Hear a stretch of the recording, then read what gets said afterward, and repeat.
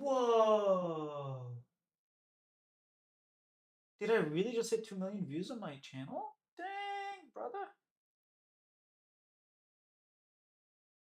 That's incredible.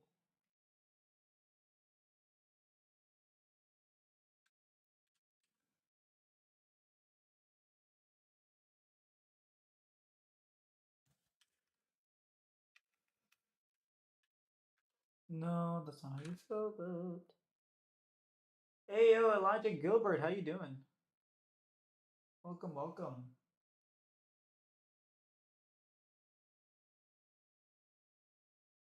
Ooh, FlyQuest our flight podcast is streaming right now. I try not to. I can hear myself. Try not to stream while they're streaming.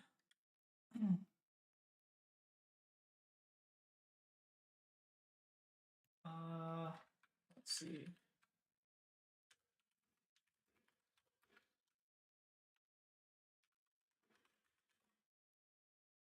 Fly. Go live.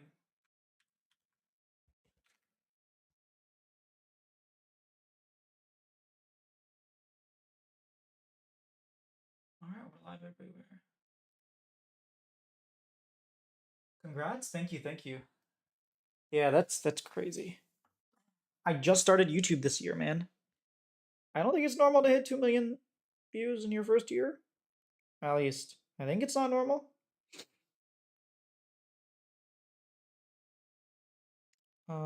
Let me take a look actually.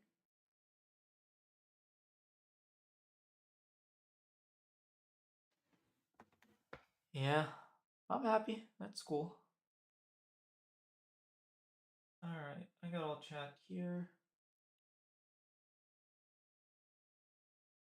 A lot of really cool stuff has been going on. I don't know if you guys been paying attention, but the roster rumors are going. Obviously, a lot of them happened during Worlds, which I absolutely hate. I really wish there was a way to like prevent any sort of roster discussion before Worlds because it takes away from Worlds. I don't mind it happening behind the scenes. Don't get me wrong. I just don't want the um, rumors to come out or the leaks because it really does take away from Worlds. Um, like right after BLG beat G2, we heard, oh, G2 they're moving on from Mickey and Yike, and it's like, can we like at least mourn their loss? Can we talk about the games? Can we do something, anything? Can we just not talk about G2 roster rumors? But like, I don't know. It's a little. I'm not the only person who has expressed disgust and annoyance, but from a journalistic perspective, I do understand it because well, I don't actually okay, maybe not journalistic perspective, but from a leaks perspective, I understand it because if you're leaking something, you want to be the first person. So a big reason why I hit 100 over 100,000 views on like for example the T1 press conference was because I was the first person to upload it. It wasn't because a big part of it. I mean, there are many reasons, but that was one of the reasons. So I do understand being first is very important. I just think that there are other like I don't know if everyone in the industry could say, "Hey, we're not gonna leak anything," but I just don't think that's the case. Like, I don't think we'll have a situation where nobody's gonna leak anything, so someone has to do it. I don't know. I think it could happen. It's just difficult. I think if all the leakers, like the main leakers, came together and be like, "Look, we're gonna leak everything after World starts," it might be beneficial to more people than others. I don't know. I don't think they really care much about how it affects, and I think they have like it benefits them and the players or the agents or whoever is leaking the information to them. So it's more complicated than it is. Um, and unfortunately, it's the way it is. I don't know what you would do in order to get that to not happen. Like, I don't want Shopify's roster to be announced through leaks. I don't like the fact that people know what that we're having contracts and fudge due to leaks. I would much prefer it if Shopify were the ones to be like, "Yo, we got this," because when the announcement comes, it's not that cool. Who cares? We already knew this for months, and legally they can't even sign them until it happens. So yeah, it's annoying. But what is really not annoying are the roster rumors for BLG and T1. It seems like we're actually gonna get them running it back. It seems like BLG and T1 are going to run back their rosters. Now, again, it's still very early on. Guma has expressed that he wants to stay on T1 until he retires, basically. Elk has expressed, who is the leader of the team, that he wants to stay on the team. It seems like not Rookie, Knight has like a clause that's like a 1+1, but I don't exactly know how it works, and that he can extend his contract for another year. Did I write? Oh, yeah, fly coaches are no longer on the database. Hey, Numer. Yep, Mithy and Nuke Duck. So we heard rumors that Mithy was going to join Mad Lions, if I'm not mistaken. But yeah, just today, both Nuke Duck and Mithy were removed from the global database. Now, that doesn't mean that they can't be re-signed to a different contract by FlyQuest. But what that does mean is that FlyQuest didn't renew those contracts. You didn't see that? Oh, I'll share it. If you just go to Twitter and you go to the global contract database. So I'll go on it right now. It is here. So how do I show my screen? There we go. Yeah, so you can see Nuke Duck has been removed from FlyQuest. Contract end date was day after Worlds 2024. So he's a free agent, and like for all intents and purposes, they're not clearly not getting a new contract. And then if I go to so for example, Revan was his contract end date was changed. It was extended, right? FlyQuest didn't do this. They didn't extend either Mithy or where is it? Where's Nuke Duck? Revan, Mithy, Thinkard, Nuke Duck here. Nuke Duck. Yeah, they didn't extend either one of them. So that kind of says like, hey, they clearly don't want to keep them. I haven't seen. What if they get new contracts? So they could. It wouldn't be the first time in the world where someone's contract gets removed from the database and then they get re-signed. It's just not a very good sign. Because why would you let that happen? Bro, they literally almost had the most successful success of any recent NA teams, and they get yoinked. Look, man, it could be a case of Nuke Duck not like getting a better offer. Like, let's say you're Nuke Duck and G2 is like, hey, you're awesome. We want you. And you're Nuke Duck and you're like, I mean, yeah, I'm gonna go to G2. They're paying me more. There's more opportunity, and like chances are I'm gonna do better there. I can see that happening. Mithy as well. Like Mithy came in for one split, and maybe he's like doesn't want to be a strategic coach. He wants to be a head coach. He doesn't want to be like he wasn't even I think he was a positional coach, not even strategic. Maybe he wants like more responsibility. So I can see it being on their end like a business move or a strategic mode. Maybe like Mithy just doesn't want to be in NA anymore. Because remember, he coached in Fnatic. Like he's been back and forth from NA and EU. And maybe he's just like, look, I was fine on Cloud9, but I don't enjoy being on FlyQuest. And I kind of want to go back to EU. I want to go back to Spain. Same thing for Nuke Duck. Like he's been here, what, a year and a half now? But like that doesn't necessarily mean he likes NA.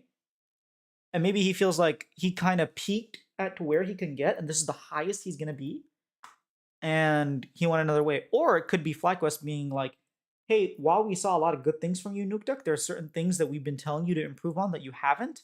And so we're going to get someone else. I don't know. Like, again, they could be re-signed, but I have no idea. It would be crazy full coach overhaul after such a successful run. Well, Demonte's still there. The performance coach is still there. They still have Arrow. So I don't know, man. Working with Bippo seems exhausting. Hey, Space. I mean, it's not like Nuke Duck. So Mithy and Whipple have worked together before, and Mithy clearly is okay working with Whippo. So I don't know. Like, we've heard stories, but Fnatic is a different environment. So I tend to like not. I tend to not take what happened in Fnatic and blame any specific player because it was a whole like conglomeration of issues. I wonder who would replace them if they're gone. Didn't he say on I Will Dominate podcast that he would rather stay in NA? Did he? I don't remember. And maybe he, yo, hey, Deuterion, welcome. I don't know that he, I don't remember to be honest. Maybe he did. And maybe he wanted to stay and they were like, hey, we actually want to bring in a new head coach. We realized you're really smart about the game. And so we want you as a positional coach or a strategic coach. And we're actually bringing a new head coach in. He's like, what? I just took you guys to quarterfinals of Worlds. We took Gen G to 5 games. You're gonna take me away from head coach and be like, no, I don't want to be a strategic coach. I want to be the head coach. Arrow still on? Yeah, I mean Arrow should. I didn't see anything changing for Arrow, so I'm assuming he's still there.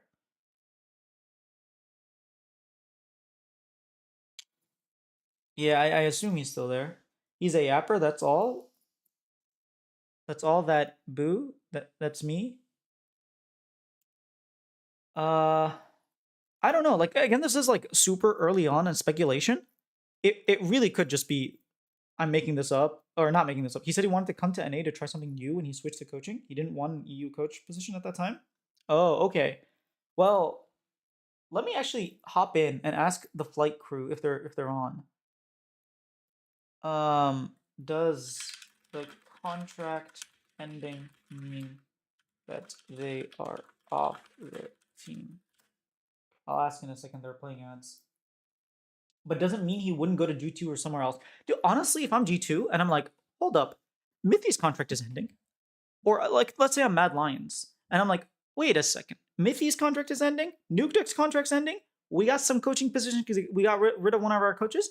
Maybe we just bring them in. Maybe it wasn't necessarily the player, but the structure around the players. Maybe if we get those coaches, maybe we get like we can actually make it the top 8 of Worlds this time, or even further. Let me hit up the FlyQuest crew and see what they think. If they respond, I'll let you guys know. But Noxwar is usually pretty good at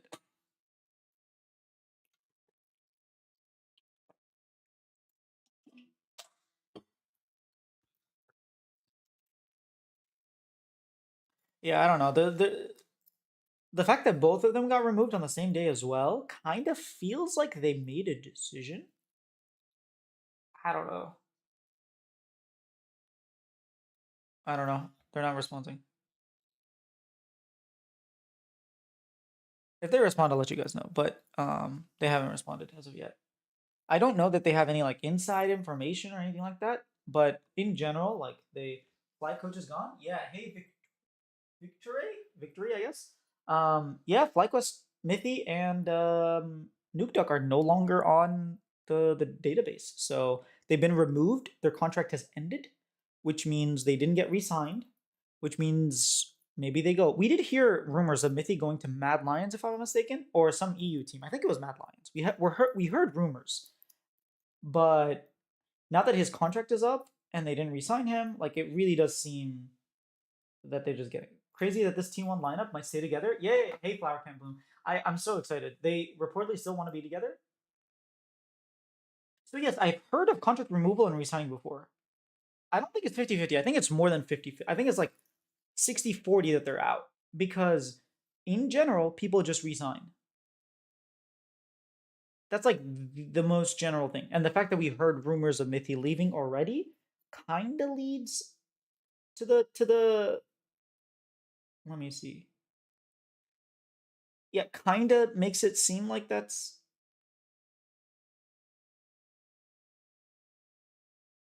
the other thing that it could be. The other thing that it could be is that it just expired. So for I think last year, Rainover, if I'm not mistaken, contract expired and then they just no Dodo's contract expired and then they re-signed him. So it's not like Numer said, it's not like an impossibility. The only thing MDK Spanish centric org going for Mithy seems possible. Yeah. The other big likely possibility, and I honestly maybe Numer is right. Maybe it is 50-50. The other big possibility is that they wanted to renegotiate contracts. So you can extend contracts, but you can't renegotiate. Okay, I'm not a lawyer. I don't know how it works. My understanding, though, from watching League for the past, in California for the past like 10, 15 years, is that if you want to like renegotiate your contract, you need to sign a new contract. If you want to extend your contract, you can do that. But if you want to renegotiate it, you have to wait until the end of the deadline, which is in 2 weeks. Yeah, 2 weeks. If T1 wins one more trophy, they get a discount. They have to win one more. I thought they already got a discount victory. They have to win a third internet. They have to win a fourth international because they won. They won EWC. Maybe EWC wasn't counted. Okay, if EWC wasn't counted, sure, but like, come on. what team is going to win more than 2 international tournaments in 2 years? Like, when was the last time a team did that? I don't remember the last time we had the same team win MSI and Worlds. The last time was what? 2016, bro. The last time was 20. We only had it happen once in 2016. So I really doubt it. I really doubt that like you would have to win 2 in 1 year. That's crazy. I think Mithy to Mad would make sense if you really wanted to leave, but hard to believe Fly would drop them without a plan for replacements. I mean, sure. Hopefully they can find someone to replace Mithy. Mithy's maybe they get like who's a really good support that they could get as a like positional coach. Honestly, you're not gonna find many people better than Mithy. There's a 30% reduction because the 3 players are from the academy. Ooh, on the tax. Okay, I mean here's the thing. T1 are already the most expensive roster in the league. So like they're gonna need every single tax break that they can get. They really do. SKT 2015, 2017 won every single international tournament. No, they didn't. 17 didn't win Worlds. So 2015 lost MSI. 2016 they won MSI in Worlds, and then 2017 they won MSI and lost at Worlds. They lost 0-3 to Genji, or I guess at the time Samsung Galaxy. MSI isn't shit. People only care about Worlds. Hey Charlie Olden, not sure if UWC counts. Yeah, maybe that's the case. So I think in terms of prestige, Worlds is way higher than MSI. But in terms of competitiveness, the past 2 years, MSI has definitely been a level above Worlds. So while yes, the old formats sucked from 2015 to 2022, I can agree that most people didn't care about MSI back then. But we actually started to really care about MSI. I don't know if you watched this year's MSI, but it was extremely hype. The T1 BLG matchup, the T1 G2 matchup, the BLG Gen G matchups, they were incredible. They were phenomenal. And I think the coolest thing was that it peaked in viewership. It had almost 3 million viewers for MSI. That's like historic. So people are definitely like starting to like MSI, and Riot has put a lot of effort in MSI, bro. The amount of effort Riot has put into MSI, I don't know if I can talk about this publicly, but some of the people working on like revamping the MSI have been very outspoken about wanting MSI to be like to really be considered a second Worlds or like something of the same prestige. So I'm not surprised that they put in a lot of effort in terms of branding. I mean, this year's MSI was phenomenal. So I would recommend like keeping an eye out for MSI because it's only going to get better. Any LCS rumors? Kind of dry compared to EU news. Well, we had all the we had all our drama during Worlds. We had Jojo Pune like joining Mad Lions. We had like all of the Shopify people dying. Berserker leaving C9. Just because the format better doesn't mean people watch it as much or care about it. It's still not the same as World. Yes, but like one of the things that they're doing in order to improve is improve the format and improve watchability. That's like they've actually done multiple things, not just the format, but the marketing around MSI. If you looked at this year, the amount of marketing they did with MSI was a huge push. And like I said, they had like 2.6 million viewers peak, which is like 10 times more than they normally have. So they are trying to improve it, is what I'm saying. The reason I'm saying, like, yes, I agree it's not as prestigious as Worlds, but I think they're trying to get it there. And the past like 2 years is proof of it. At the end, I feel it's equal. MSI winners play one more best of 5 than Worlds winners, but they don't play Swiss stage. Well, that's not true. MSI winner could play could play 2 more if they lost in the first round, right? And if they went through play-ins, that's 3. Berserker, where? We don't know. Yeah, that's everyone leaving though. Who's joining? It's all depressed news. So hype news. Okay, contracts and Fudge are reported to be on. What's our team name? Shopify Rebellion. Do you have the number of MSI compared to Worlds this year? Yes. So again, not really comparable, but 2.6 million for MSI, 6.9 million for Worlds. So it's like more than double. But historically, it's been like 10 times bigger. So the gap is closing. That's just what I'm trying to say. The gap is closing. I'm not disagreeing with you that MSI is not nearly as important as Worlds, but it's starting to become. It's like taking the steps. You know what I mean? It's not going to happen in 1 year, but slowly but surely, it'll get there. I mean, the ideal thing is that you have multiple tournaments that are all very, very prestigious. Where can I find the Fly Coach news? Hey Mix, you can. I mean, I can show it to you. Right here, you can see it on the LoL contract update. So in the LoL contract update, you can see like all the updates that are happening to the contracts, and you can see here, Revan was extended, Mithy was removed, Tomo was removed, Reignover, Think Card, Nuke Duck was removed. But that doesn't mean that they won't be re-signed. They won't like sign a new contract. It just means the ones that they have ended. It's very curious why they wouldn't re-sign them. It could be because they want to give them like a new contract that's like a lot better for the players, for the coaches. It's a possibility, but it's like it's a 50-50 at this point. We also heard rumors that Mithy is going to go to Mad Lions. They're Spanish orc, he's Spanish. Like, I don't know. Yo, Tournamenti, what's up, man? What do you mean? Fly coaches are gone? The contracts are up. They're no longer part of FlyQuest. They could sign a new contract, but as of right now, they're not part of FlyQuest. That's terrible for an international tournament that they want to be compared to Worlds. It's a start. Like, first of all, Worlds like 2 years ago was only 4 million, so Worlds has increased a lot. It's yeah, they're trying, but no team from the lower bracket won MSI so far. So competitive wise, still is the best team winning both tournaments. Yeah, that's true. That's true. Flower from the upper bracket. Yeah, both JDG and Gen G won from the upper bracket. They should just call at World Spring and World Winter. I don't know that they would want to like change the branding. I think they're very hesitant to change brandings. Like they really don't like rebranding, even though they do it all the time. They actually really dislike it because they want some sort of consistency. Because like the NBA has been NBA for the past 7,500 years. They really want it to be that way.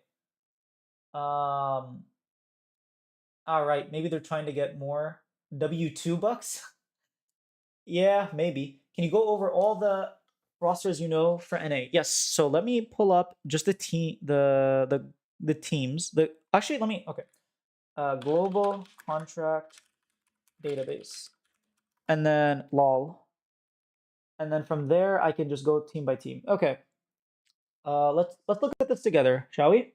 Where's my camera? Yo. Oh, there I am. Okay, LCS, NA, right? Okay, 100 Thieves, River, Inspired, Quid, we know are all like, I think the rumor is they're staying. They're 80 carry, don't know what's happening. Golden Glue Spooks, I'm pretty sure they said that they're going to keep them. Ayla, no idea what's going to happen. 40 viewers? Oh, wow, I have 40 viewers? Really? Dang, I didn't realize. I don't, like, I try not to look. Dude, hello, guys. Hey, ZDC Bot. Fenway, hello. Welcome. Uh, wait, I missed. Double bracket is trash. I don't think it's trash. It's just different. That's my opinion. I didn't realize we had so many people. I would bet money if they put Worlds in the name instead of MSI, they would get an extra million at least from just that. Possibly. I don't think you're wrong actually. People. Chuimiko. I don't know how to say that, brother. Sorry. Maybe you could write it out for me. Go to Utasas. Thank you. All right, let's go back to the just the contract. It won't be fast. So we know that Thanatos, Blabber, Vulcan seem to be re-signed. Fudge is gone. And then they reportedly Sven is back at 80 carry, and they brought in Loki. That's Cloud9. For Dignitas, we know Licorice is gone, Sven is gone. We don't know about anything else. Speak Up rumors that he was going to leave, but he's clearly still here. For FlyQuest, our understanding is nothing has changed. But the coaches, like you can see, the coaches, their contracts are gone. We don't know if they're going to be signed to a new contract or if they just like left. This team is Immortals, they're dead. This team, NRG, they're dead. This team, Shopify, we got, the rumors is we got Fudge in the top lane, Contracts mid lane. It seems like Insanity is gone. Bvoy, the rumors he's going to stay there. And then for Revan has just been re-signed for 2 more years, so he's going to be our coach. Don't know about Wild Turtle. Would be surprised if he was gone.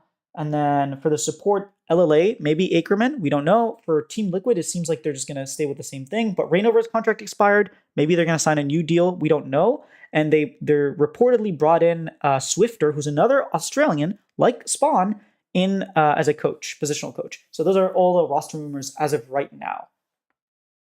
All right, let me catch up on chat.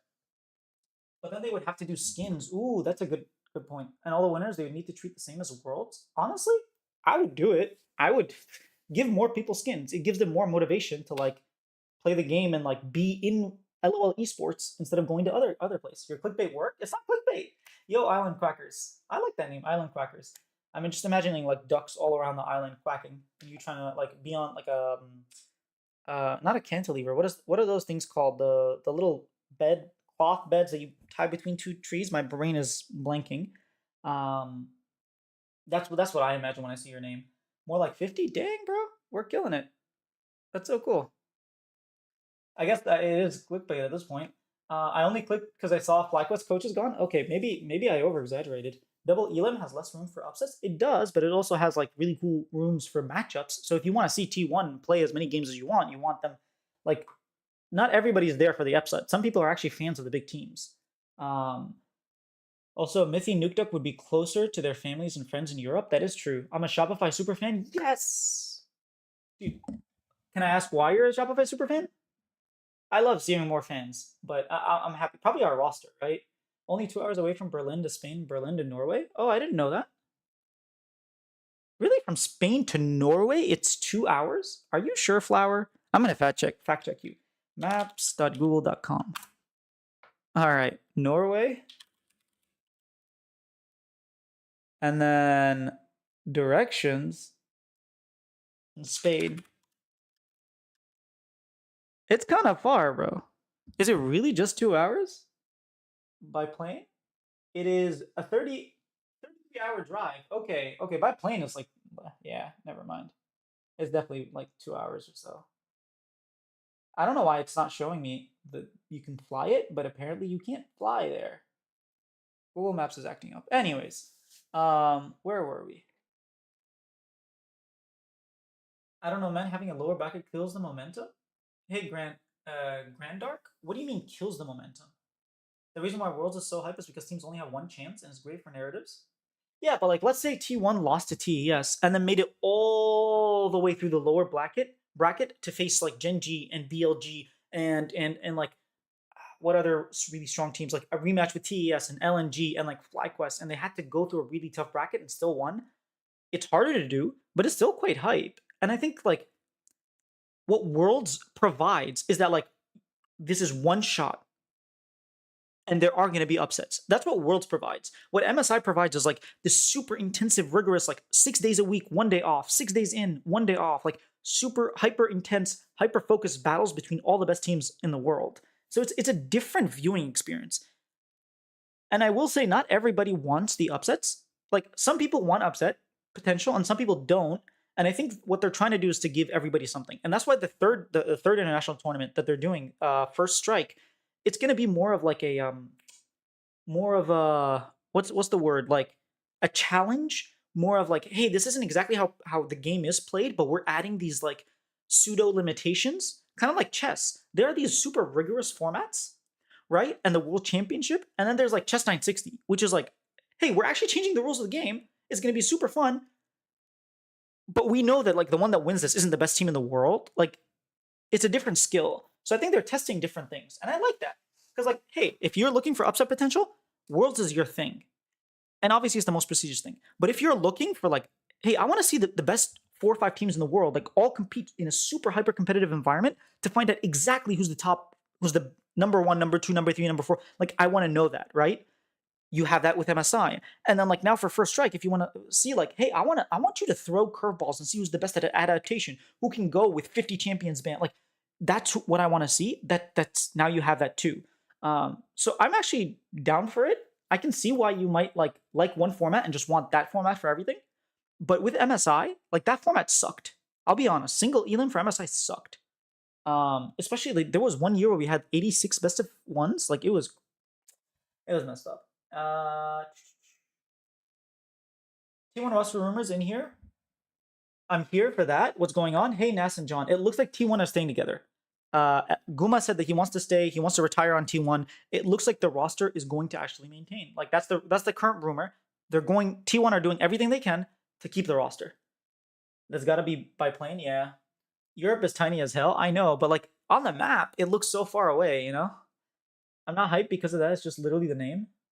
Wait, it's not hype because of that. It's just literally the name. People just arbitrarily said Worlds was better because it's the final one and the name. Yeah, and the whole world, everything's supposed to build up to Worlds. So like, it's not just people. Riot intentionally did that. They wanted to have a super prestigious title. They give you a skin. The prize money is way bigger. Like they go around the world. Like they go multiple different places. Whereas MSI is normally in just one city. So like Riot intentionally made Worlds the most prestigious thing. The opening ceremony of Worlds is phenomenal. Dude, I have watched Still Here so many times. It's so beautiful. The performance is amazing. I love the Morgana and Kale. I don't even know their names. I loved the actors that were like the, I don't know what you call them, like the side dancers or whatever. Everything about it was amazing. I absolutely love that performance. And like you don't get that in MSI, so maybe in the future they start doing that for MSI, and then we can kind of argue a little bit more. But as of right now, they are positioning Worlds to be the most prestigious tournament of the year. It's just arbitrary, but MSI is double elim, so it's more legitimate. Very difficult to fluke double elim. Yes, but like that's not what everybody wants. Like the World Cup, guess what? It's not always the best team. The world's the World Cup in soccer, but it is very entertaining, and like a good team ends up winning. But like some years, some of the finalists or semifinals like are really weak teams. They just fluked to win, or someone choked, and all of a sudden they're in the semis. So yeah, I see it. Like there's goods and bads to both formats, and like that's why I like Riot giving us both formats, because now you don't have to worry about it. I prefer Swiss to double elim. That's fair. Swiss is quite hype. You get a lot of different matchups. I don't like the fact that it's best of one. I would like Swiss a lot more if everything. I guess okay. Best of one makes it so that you don't have any. Best of one gives some level of what is the word I was looking for? Like upset potential. Best of three makes it a little bit harder, but I would prefer best of three because I like seeing the teams play for a little bit longer. I don't like moving from team to team, team to team, team to team. I didn't like the 3 days that we had where like we had 8 best of ones. I wasn't a big fan. But maybe that's just me. I mean, objectively speaking, having 8 of the best teams from LCK LPL is more competitive than with a tournament with only 4 teams. I mean, not necessarily, right? If the 2 top teams are way stronger than the 2 bottom, like the other 2 teams, then you don't necessarily have. I guess I see what you're saying, but like, yeah, I guess it is more competitive. The same reason why Rodri won Ballon d'Or despite Vinny winning Champions League, because Euro is more prestigious. I don't know. Honestly, I haven't watched soccer, but I know all Brazil was very upset that Vinny didn't win. People want answers to questions like Fly is better than TES, is TES better than Weibo, etc. You won't get that in the current format. It's pretty lame. Yeah, that's one of the drawbacks. You didn't get to see FlyQuest versus G2. You didn't get to see FlyQuest versus Fnatic. You didn't get to see Team Liquid versus G2 or Fnatic. You didn't get to see a lot of the matchups that we wanted. We didn't get to see BLG versus Gen G. I thought that could have been a really, really cool matchup. We were lucky to see T1 versus BLG and T1 versus Gen G, but like think about last year, we got T1 JDG. We didn't see T1 BLG. We didn't see T1 versus Gen G, and they lost, so sucks for them. But like in terms of matchups, you could argue that yeah. Let's go, yeah, Nas. It's cool. It is cool. It's more likely a lesser team region can make it through if you're supporting a lesser team. That's true. If you're from the West, I think you would much more prefer single elim. And I feel like maybe if you're Korea or China and you're like BLG or Gen G or T1, you might actually want double elim, just because that means, hey, we're a better team. We're more likely, if we do get upset, we can, come back and do well. That's true. Riot did make the sandwich. They arbitrarily decided as the tastemaker. Yeah, that is fair. Having a difference between MSI and international is a good thing. Also, MSI is much shorter, and the story of having a loser run would be insane. Yeah, I agree. Like, I actually kind of like the fact that it's like 6 days on, 1 day off, 6 days on, 1 day off, 6 days on, 1 day off. And it's just like, it gives you so much league in so little time. And then at Worlds, like the last 3 weeks are kind of boring. But I understand it. I wish Riot did a better job of building hype between quarters and semis and finals. Like I wish we had like content with the teams that got eliminated, content with the teams that didn't get eliminated. Like before they go to the next city, you sit down with them and have them like do like a 30-minute little thing. I wish we had a little bit more to keep us enticed. There are a lot of podcasts that are not fan, but like industry people, like I Will Dominate, like Hotline League. There are a lot of different things. Myself, I try to do stuff. I just wish we got more stuff from Riot as well. I think that would definitely alleviate some of the pains, especially between semis and final. Like it's 6 days. I'm just sitting here waiting. I don't know. Wasn't a fan. I'm saddened the MSI accomplishments are looked upon as lesser because those tournaments are even more legit. Yes, so in terms of a win, it's more legit, but it's definitely in terms of prestige, it's not. But it doesn't have the prestige. Oh, dude, I said I should read the whole message before I comment Because so many times I will comment and then you will have my comment in your comment. I'll try to do better. T1 staying together for 4 seasons is insane. Could set up a huge precedent in the industry. I don't think we've ever had a tier 1 team stay together for 4 years. We straight up haven't. The closest thing we had was the 3 years that, I guess 2.5, but the Samsung Galaxy roster that won in 2017, 2016, 17, 18, that was 3 years. We haven't had anything like last longer. I'm so excited. I think it's at the start of the year. Yes, I agree. Numer, I completely agree that it's at the start of the year. It's very nice. Because then you just get like this tournament that doesn't necessarily mean much, but it's a super fun tournament. And I want to see more stuff like that. So I'm glad that they're giving us this. I think people complain, but I think it's Riot is cooking. I agree. Any news about Gen G? Do you think they will run the same roster next year? I had heard. Okay, I don't know how trustful this rumor is. Yeah, I only heard like non trustworthy rumors, so I'm not even going to share them. We don't know. We really don't know. I think Fly would have beaten G2. I agree. I think Fly would have beaten G2 as well. People cope and think no, but they're wrong. G2 got stomped by NA and scrims. Well, scrims are just scrims. Until TL started floundering. I think G2 showed up quite big against BLG. Games 2 and 3, they showed up. So I think they could have, like, it just depends on who shows up on the day. I think BLG, like Elk said this. They were asking him, like, who do you want to face, Gen G or T1? He was like, I don't care. It's all about, like, maintaining my condition and making sure that when Worlds comes on the day, you have the best performance you can. Because the team that performs well on that day, we're all really freaking good. The team that performs on the day is the one that's going to win. Fly would have beaten G2. I agree. I think most people, after seeing FlyQuest versus Gen G, would say that Fly would beat G2. Golden Run just became infinitely harder. I think it just became impossible. I legitimately just think it became impossible. Like, we haven't had anyone do the Golden Road ever since 2015, right? Because that's when MSI started. In the past 10 years, literally 10 years of international competition, no one's done it. The closest we had was JD. Well, okay, people say G2. Yes, the closest we had was G2. No one's done it. No one will ever get a Golden Road. Well, okay. I think it depends on how the game is patched. Because, like, the problem with the Golden Road is that the game patches so much every 2 weeks.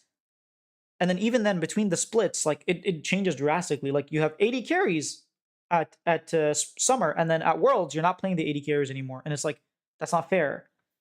Because I made it to Worlds playing 80 carries, and all of a sudden I can't play them? Like, what? You're testing me on a test, and then when I pass, you're like, you can't use the things you passed on the test for. Unless Riot goes like one season where the meta is relatively stale, then I can see it happening. Because if Gen G is the best team in like a meta, or JDG or BLG, and that meta is just the meta for the entire year, and they're just getting better at that meta, I can definitely see them winning.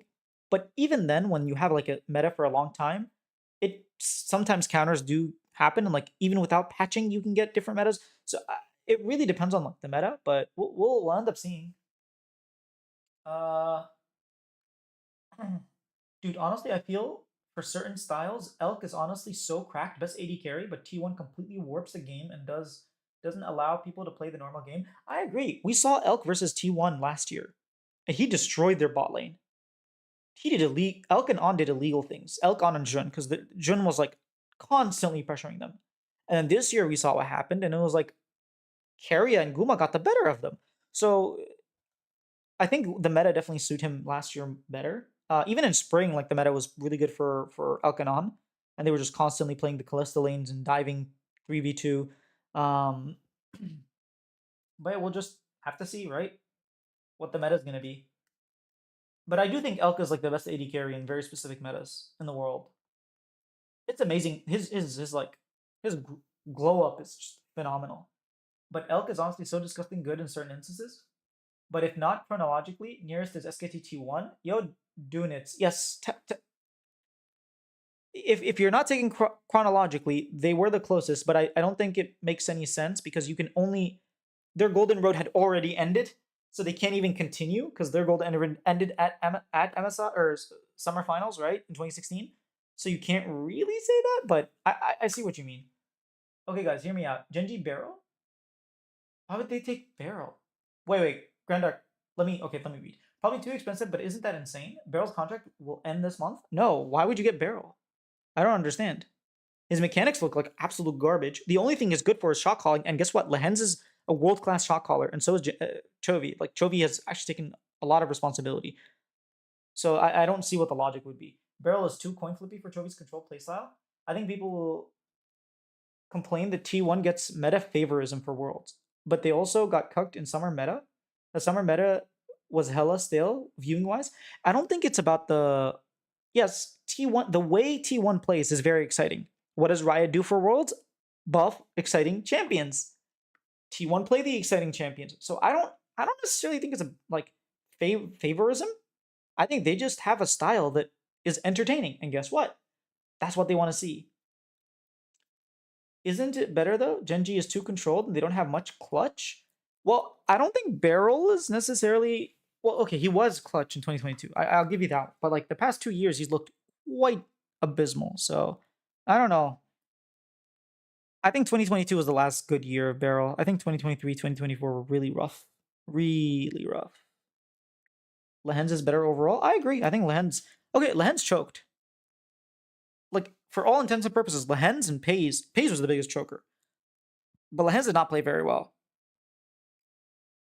And yeah, like, do I think Beryl would have choked as much? No, but do I think Beryl's like floor is lower than Lehens? Absolutely. I personally wouldn't make that change, but I mean, Lehens is the leader of this team. I don't think you want to like get rid of the leader.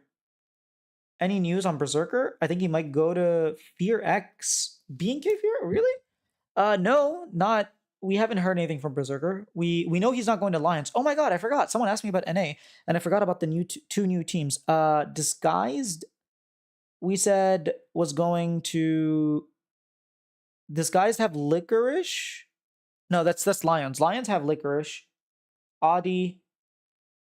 Hen has AD carry. Saint as their mid laner, and then Lions as their support. And then DSG have, I think they signed Abadagia, and I don't think they signed anyone else, if I'm not mistaken. I could be wrong. You think G2 gets better or worse in 2025? Yo, Dirty Neptune, man, welcome, welcome. Do I think they get better or worse? Ooh, I think it got worse. Labrov is like not a bad replacement for Mickey, but Mickey, it's hard to get what Mickey has. And I think Skumond, I don't know. I haven't watched him at all. He's like super hyped up. And maybe his playstyle fits better. Then I can see could be an improvement. Maybe he's just like a really good jungler for for Caps and BB and Hansama, but I'm not optimistic with the roster, to be honest. That's fair. Like also Figure does play different champs each Worlds now. Like Silas Akali 2022 versus Zeka, where he was best only after Zeka. Last year was Azir Ori, yeah. Azir Ori Nico, yeah. It's crazy. The fact that he's still making these amazing plays. This year's Yone Aurora and Faker played really good on Silas and Ari, which proved to be strong than Galio, so he proves to play exciting champions as well. Yeah. Yeah, no, I agree with that. I think the Faker's champ pool was an issue last year, and then last year as well, especially in summer finals. Like they banned his Ori and Nico, and he just couldn't play anything. And Azir, like he had three champions. When they were banned, he couldn't do anything. And then we saw what happened when like he got those champions. And then same thing like this year, he wasn't very good on the Corki. Even the Azir like completely got gutted. His Tristana was like straight up inting a lot of games. And then when the meta went to Silas Akali, like he played well. He beat Chovy on Akali. He's playing Galio really well. His Ari, like even at MSI, was like the reason they didn't lose to G2 that game 5. Like he's clutch on these champions, on these clutch champions. And I don't necessarily think he would be clutch on like a Zeri mid or a Tristana mid the same way he's clutch on like the Galio and the Silas, the Akali. In summer, Faker had wrist issues that apparently they tried to resolve and got a mitigation by the time of Worlds. Who knows how he would have done in summer without wrist issues? Yeah, I mean, I don't know that wrist issues causes everything that happened to him, but yeah, it's very difficult to tell. Like he didn't just have wrist issues; he had DDoSing issues. He had like there was a lot of stuff that happened that was very unfortunate for T1. Um, at least this summer, it's not strange that stuff like that happened. Changed his entire setup for MSI Summer. He was racing against time to get used to it before Worlds. Oh, I had no idea. Really? Wait, where did you find that? He changed his entire setup? Like the way he the like ergonomics, you mean? Like the positioning of the mouse and stuff? Yo, Ibra Kudim. I mean, the guy performed really well in Worlds. He didn't do so well in Summer. Reading too much into it always just goes without inside context. Yeah, that is fair. But the fact that he did that like 2 years in a row is quite crazy. Like, okay, we don't people forget that going into MSI, he was the second best mid laner in Korea. He was so good. His Oriana, like people had to bet. He was so good. He was playing at an elite level. People were like, "Oh my god, Faker's back!" Like, how is he playing so well? And then everybody was very surprised that Faker had a very bad MSI for his standards. So who knows? Definitely Justana meta was better for Chovy style team, but I wonder if they would at least get third or second. Here's the thing. Maybe if the meta between worlds. So the thing with Chovy is that he's someone who, oh, in the documentary he got new mouse and posture and stuff. Okay. If the meta was the same, even if it was Silas Akali, I think Chovy and Genji is the type of team that needs to repeat something 10,000 times. And once they do it 10,000 times, they're going to be the best team in the world at it. And if you have this meta, the world's meta, occurred during summer of LCK and then go into the worlds with the same meta, I think they would have been much better. They would have showed a lot more proficiency. But the fact that they had to pick up new champions very quickly hurt them. That's my understanding of like Chovy as a person and Genji as a team. I don't know the details, but they were adjusting his shit ergonomics and stuff, especially by the time of the worlds. You know what's crazy to me? This guy has been playing for 11 years now, 12 years now, and he never once had like paid someone to check his ergonomics, to do like preventative therapy instead of post injury therapy. That seems very strange to me. I feel like if you're Korean, like if you're a faker, you're spending however much money you need to get a doctor to make sure like, hey, this is how you prevent injury. This is like the best setup for you. And like between seasons is when you really want to get used to new habits. You don't want to get used to new habits during competition because it reduces your chance of winning. You want to do it during the off season. The wrist issue and AD carry mid meta overlapped, so it's hard to tell how much no wrist issues how Faker would do. Well, I'm assuming at MSI there were no wrist issues and he was bad on AD carries because that's when Tristana really started being played all the time, and we saw that at MSI. Also, medical infrastructure is really good in Korea. Yeah, yeah, dude, it's awesome. I think the adaptability and meta reading is what makes T1 so successful. I don't know that they. I don't know that that's true. They're not very adaptable. Whenever the meta isn't world's meta, they don't do well. So I don't know how adaptable they are, especially because the DDoS and wrist issues. Yeah, like the DDoS definitely hurt them. They had a great spring split and was half 1-2 in state alongside Chovy. Yes, people are forgetting that literally this year Faker was a top 2 mid, excluding Worlds. Right before Worlds, he played phenomenal. Don't get me wrong, but the fact that people were like, "Oh, he hasn't been good for years," is not accurate at all. Why do you assume on the side there was no wrist issues? Because I mean, no one said anything, right? We only heard about the wrist issues halfway through summer, not even the beginning of summer, halfway through summer. So my guess is that it wasn't. He also had a break between like. It seems like the break between worlds, between LCK and worlds, helped his wrist. Same thing between MSI and Spring. I would assume they had some time because they finished earlier than like LCS for no LEC for example.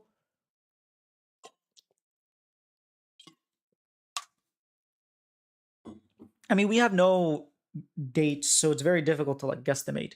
What are you talking about, bro? Last year, T1 completely cracked and created the world's meta. AD carry support wasn't meta until Carrier made it meta. Uh, I don't, I don't know that that's true because the meta wasn't that. Faker also mentioned his wrist wasn't a massive liability during summer. Not sure whether that's PR or not. Yeah, that's the problem. You never know if it's PR or not. At Worlds, T1 got stomped by Gen G, and they were like, let's go back to what was working for us during MSI. And so they went back to playing a style that necessarily wasn't the best in the world. It wasn't like the best. I don't even think it was meta. I think G2 like T1 were just so good at it that they made it work. That's what I'm saying. I don't actually think that was the ideal meta. I don't think those were the best champions to pick. I just think T1 were so good at it that it didn't matter. They were playing off meta and winning with off meta. I think it's different between saying, hey, this is what the meta is, and hey, we're breaking the meta. And I think they broke the meta. Maybe that's what you're saying. Because when I think adapting to the meta, I think picking up the Yone and the Aurora. I think of like picking up the Tristana and Corki when they're strong. That's what I think of adapting to the meta is. But if you're saying, hey, they make their own meta and that's adaptation as well, then I'll take that. I'll take his word on this. Yeah, I guess you could. What makes T1 good is not adaptability, it's making other people play their game, and Zeus soaking pressure helps the game easier. Plus, they are teamfight machines. Dude, they are so clutch. They are so clutch. They clutch up so hard. It's crazy. T1 does adapt. Why would everyone start playing it if it wasn't meta? People didn't start playing it. That's the thing. Oh, wait. Okay, let's look up drafts between JDG versus T1. JDG versus. Wait, let's go to where can I see this? Worlds 2023 semifinals. Okay. I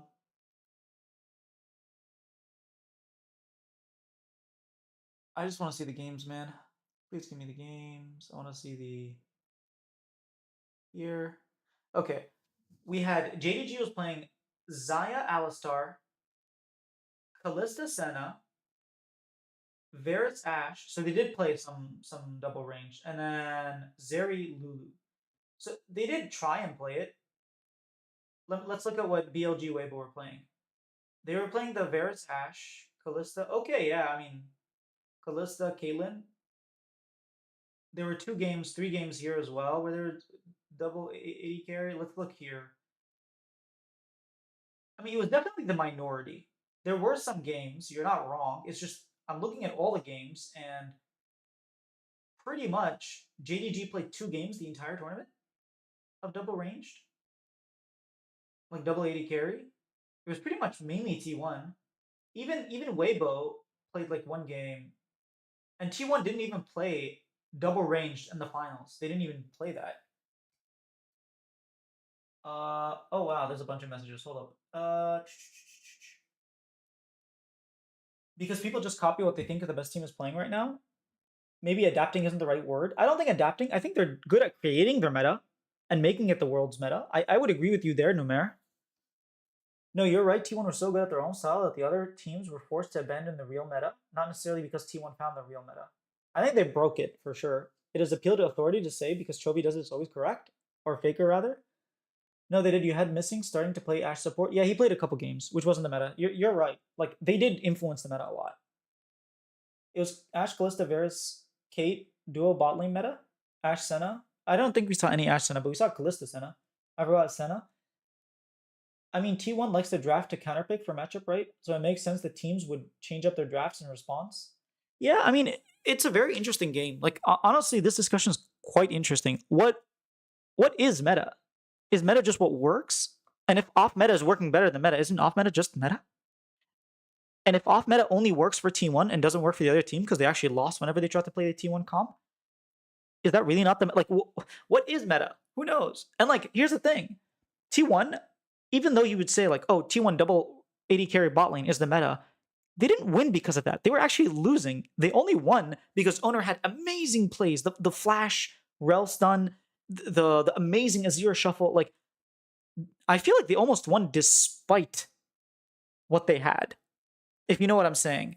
So I don't know that you can say, like, you can look at, oh, the fact that they won with these champions was the reason they won the games, when in reality they were losing with those champions until the other champions made amazing hero plays.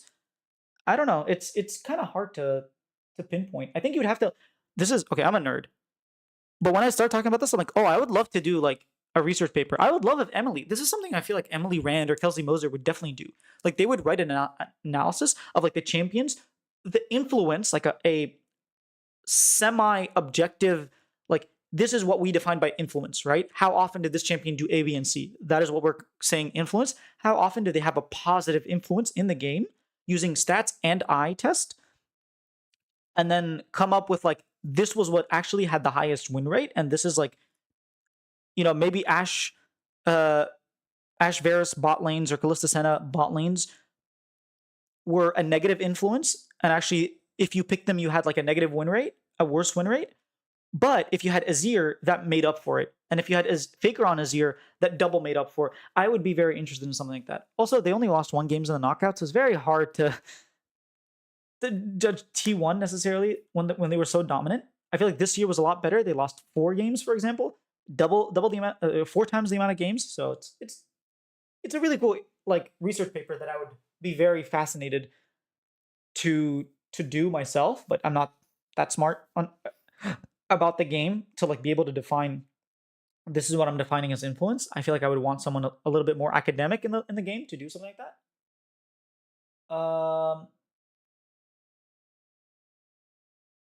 I mean, I think you're both saying the same thing, but with different terms. Maybe, yeah.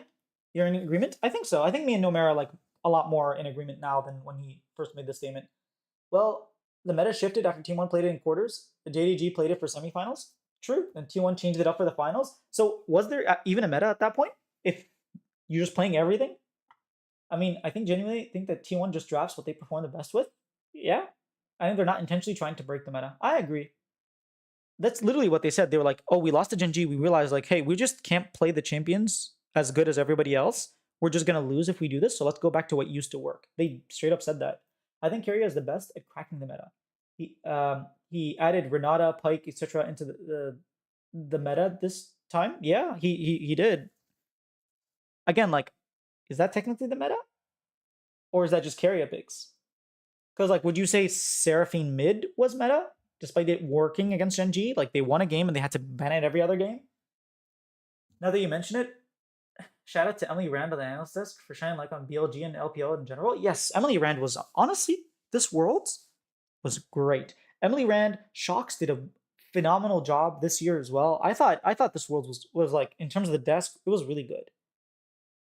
Emily is just a student of the game. She adds much needed context to the teams. She also knows the context. She's not someone like myself who, for example, I didn't follow Weibo their whole time. I followed like other teams. She followed all the teams, so she can go to Rare Atom if Rare Atom happens to do something and like come to Worlds and be like, "Hey, this is what happened the last few years with Rare Atom." Whereas myself, I'd be struggling to even remember some of the champions that some of the players that they have. So like, and I consider myself like I know a lot about players, but Emily Rand knows like everything, which is very different. Um, and they find their own variants. The meta, like Zeus was only playing only one playing Gragas into Jax. Yeah, Faker and Guma are probably the least flexible in their pools. I mean, compared to the rest of the players, I'd agree with that. Gragas is an age-old counterpick into Jax, but I agree with the rest of what you said. The reason why I said they try to break the meta is because he himself said in an interview last year he researched to try to break the meta at Worlds last year and found range supports as the answer. Oh, I didn't see that interview. I think Sarah against NG is just a scouted counter pick rather than trying to make it a meta pick. I guess what do you define as meta? Because meta has changed its meaning, but like initially it was the most effective tactic available, right? And if you try to make something the most effective tactic, then it's not the most effective tactic. If you're breaking the most effective tactics, you found a flaw in that tactic that people couldn't find it, and then all of a sudden what is considered meta should change. But I don't think pros do it that way. I think pros do it as like what is perceived to have the highest power. And like Pike isn't perceived to have high power, whereas champions like Alistar and Rel and Leona were considered high power picks. What does even we're getting very philosophical right now. What is break the meta? What is meta? Meta means you get everyone else to play it because they think it's the best. So it's the perception of what is the most powerful, right? It's just perception in that case, because like you could find a pocket pick that is much better, or let's say the meta is Silas versus Akali, right? But you are the best TF player in the world. Perfect example. Anivia. Anivia used to be a counterpick for Vladimir, and literally Vladimir kind of disappeared back in season 6. People weren't playing in Vladimir anymore mid lane because Anivia was just such a strong counterpick. And then Pobelter picks Anivia versus Bjergsen's Vladimir, and Bjergsen wins that matchup. And then Pobelter in a post-game interview is like, yeah, he just wins both sides of this matchup. It's not a meta anymore. It's like something very specific to him, right? So specific like counter picks or signature picks or things like that, if you can break, like if you can do something that other people can't on a champion, it's not a meta because it's not the power of the champion, it's the power of the user. I think that's another thing with Zeka, like the fact that he was able to win the Akali and the Sylas on both matchups. 2018 IG, the fact that he was able to win, dude, he was winning against LeBlanc as Kiana. People were crushing Kiana's, and he was winning that matchup. So I do think it's actually quite complex. No, but a meta comp doesn't guarantee a win over less meta comps. The game is much more nuanced than that. Yeah, Pike wasn't meta, but was a counter to the meta pick. Rakan, for example. So maybe they're metas and meta breakers. And then I would put a third part where it's like pocket picks, for example. They don't break the meta, but it's the fact that they're so good at, like, if you play two robots playing Pike versus Rakan, let's say Rakan always wins that. But it's the fact that Keria is so proficient on Pike that he makes up for the difference between Pike versus Rakan win rate. And so all of a sudden, even though it's not a meta breaker, it's just he's so good at it that it's a meta breaker. So you can play a losing matchup and win it just because you're so good at that. You have so much knowledge of the champion. I genuinely think that meta breakers are just good counter picks. Yeah, it could be that. Or pocket picks. So I don't know if T1 is creating their own meta. Like that's an oxymoron because it wouldn't be their own if it's the meta. Yeah. Pike is definitely power of user for Keria. There's no such thing as your own meta. I think when people say own meta, they just say your own style. I think style is what people use as meta nowadays. It's like, oh, that's the most effective style. Like that's what everybody is playing. And like having your own meta means having your own style. Or what's effective for you, like what you pilot well. I don't know. We've gotten very philosophical. But hey, that's what you come here for. Grabs of G2 said the T1 bot in 2021 would be just winning the bot lane matchups from both sides, and it made them question their entire existence, their entire read on the meta, and set their pick priority straight. When did G2 play against T1 in 2021? They didn't make Worlds that year. Do you mean 2020? T1 was playing their own game that's different, the agreed upon thing that the other team was playing. Oh, 2023 maybe you mean? I don't know. What was funny was Knight played Galio, and it was decent when paired with the Kindred. Shit, the other game, then Faker said, "This is my iconic pick," and played Ungodly in Game 5. Yeah. Dude, Faker, there's no such thing as a meta for Faker. Faker is beyond meta. Yeah, I think the word meta is being tossed around too much. Yeah, I remember 2015. It was like the word meta was saved for like Kalista, which was like permabanned. And like very like Jinx was super OP, Alistar. It was for very specific champions. And now it's just like whatever people are playing is the meta. Meta is constantly evolving and it's hard without enough data. Yeah, like Uzi back in the day with the raise the puppy meta? Uzi back in the day with raise the puppy meta. I'm still confused what you mean, Third of Many. Okay, I think you mean Poppy. Oh, where's the puppy? You mean the Kog'Maw. Okay. Kog'Maw. The style. Okay. I got it. I'm smart. Because Faker Galio carried a weak T1 to finals in 2017. Dude, Faker was so good in 2017. He was carrying that team so hard. It is illegal what they had to like the pressure on this guy's back. If you look at Melee or whatever the game, it's patchless, but they find new evolutions to age old matchups, and that's truly the most effective. Yes, not T1. I meant DRX. Ah, okay. Yeah, so that's another thing. There are games where they haven't been patched for years, and people think that this is what the meta is, and then someone finds out something new, a new piece of information that changes what the meta is. StarCraft is like a very famous example where like the matchup between Zerg and the other matchup were like winning for one way, and then someone started winning that matchup, and then everyone started winning that matchup, and it like completely flipped on its head. So there are examples. I remember like Fox used to be a thing in like Melee, like the matchup, and then people like Box broke some of those matchups and Leffen and whatnot. Like there definitely have been information that comes out or a skill that is developed that changes the landscape. Not t- It was so funny because Uzi was watching Game 5 and reacting with Faker Galio PTSD like kill Galio, kill Galio, kill Galio. Dude, that's hilarious.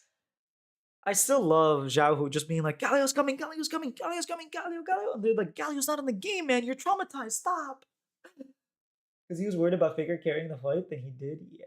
2017 Faker was crazy. Honestly, I think Faker could get back to 2013 to 2017 like level of dominance. With what we saw in spring of this year and Worlds this year, I'm hoping he's like on an upswing.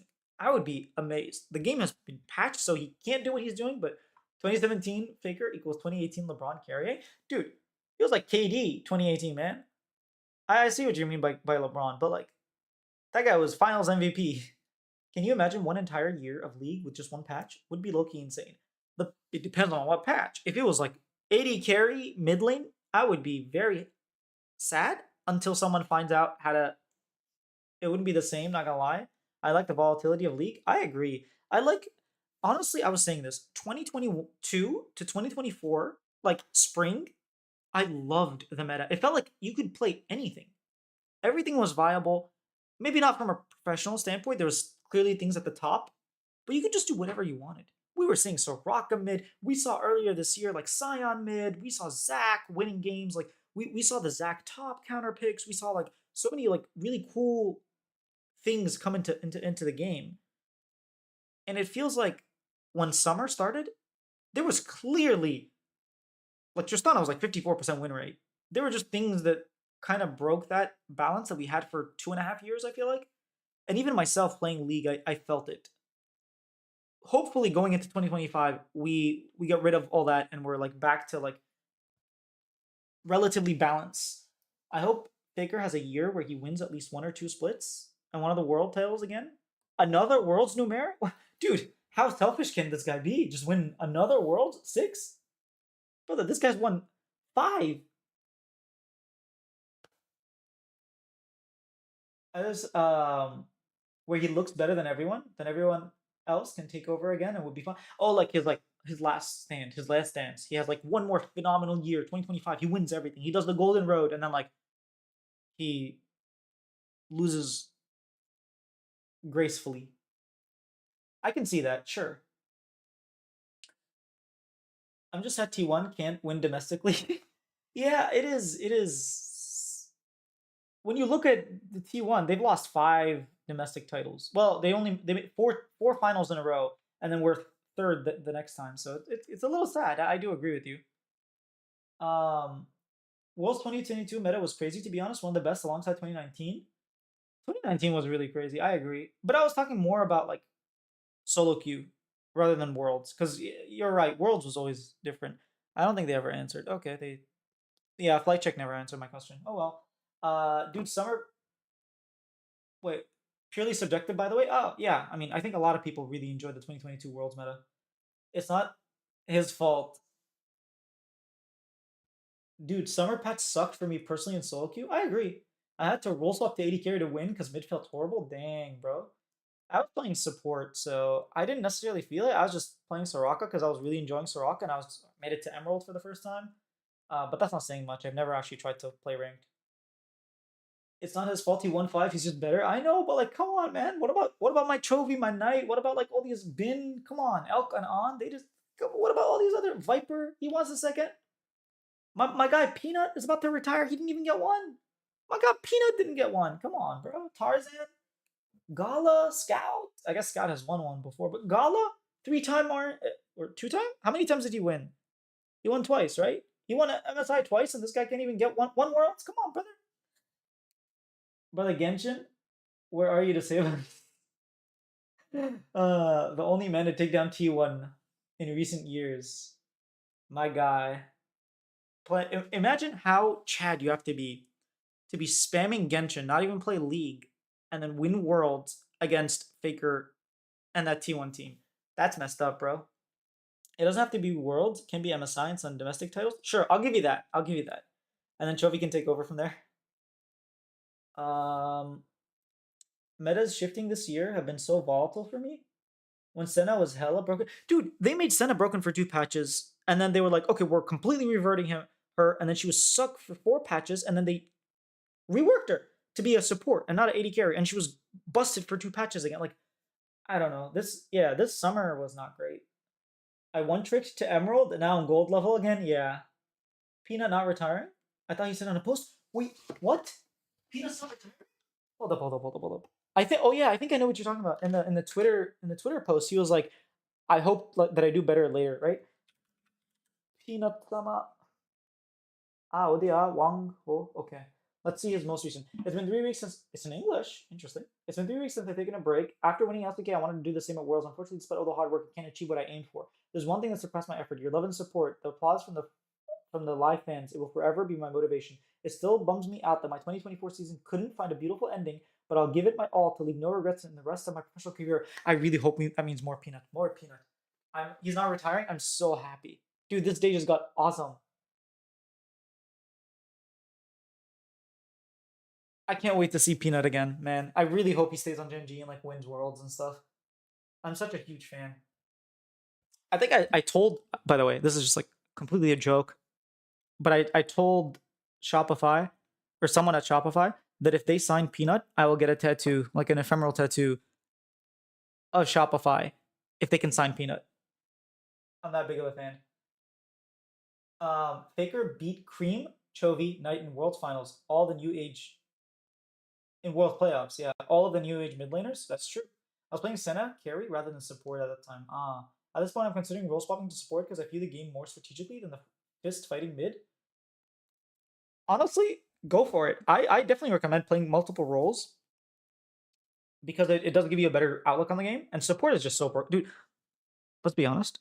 Support is the easiest role to climb with. You find the carry, whoever is carrying, whether it's your top, jungle, mid, any carry, you follow them around, you buff them, you give them shields, you be the engage for them, whatever it is, you just take care of them, be their personal like butler, and they'll carry the game. Because on the other team, the carry, they're not going to peel for the carry. Like the rest of the team is not going to play towards the carry. So you just play towards your carry, you will get to diamond. It is so easy. It's so like support is so easy. I mained Ari and mages and 80k meta sucked for me. Yeah, I'm tired of mid meta always changing. I've been playing mid recently just because I played a Malzahar game and I was like, this is so much fun. So I've been spamming Malzahar and I have like a 65 or 70% win rate or something. It was higher, but then I had like a 3 game loss streak, which was unfortunate. Or like I had a bunch of losses with like people just like AFKing and it was kind of frustrating or inting. But I've been doing quite well for myself. And it's just so much fun. The Swain is just so much. Not Swain, sorry. Malzahar is just so much fun. That's what I ended up doing. I found a champion that I really enjoy. I play it, whatever that role is, whether it's mid, support, AD carry. Like I'll just play that champion. I had a time where I was playing Kalista like just like nonstop, and I had a time where I was spamming Rengar, and then in the top lane there was times where I was just playing Garen and Sion. Like yeah, whatever champion I'm feeling at that moment. I played a game of them in ARAM, and I'm like I want to play this champion. That's what I do. Um, for support, it's not hard. Just learn tanks and enchanters. I may make the switch, honestly. Yeah. I saw a rumor of KT Ruler, King and Doron, BDD Ruler, and their academy support.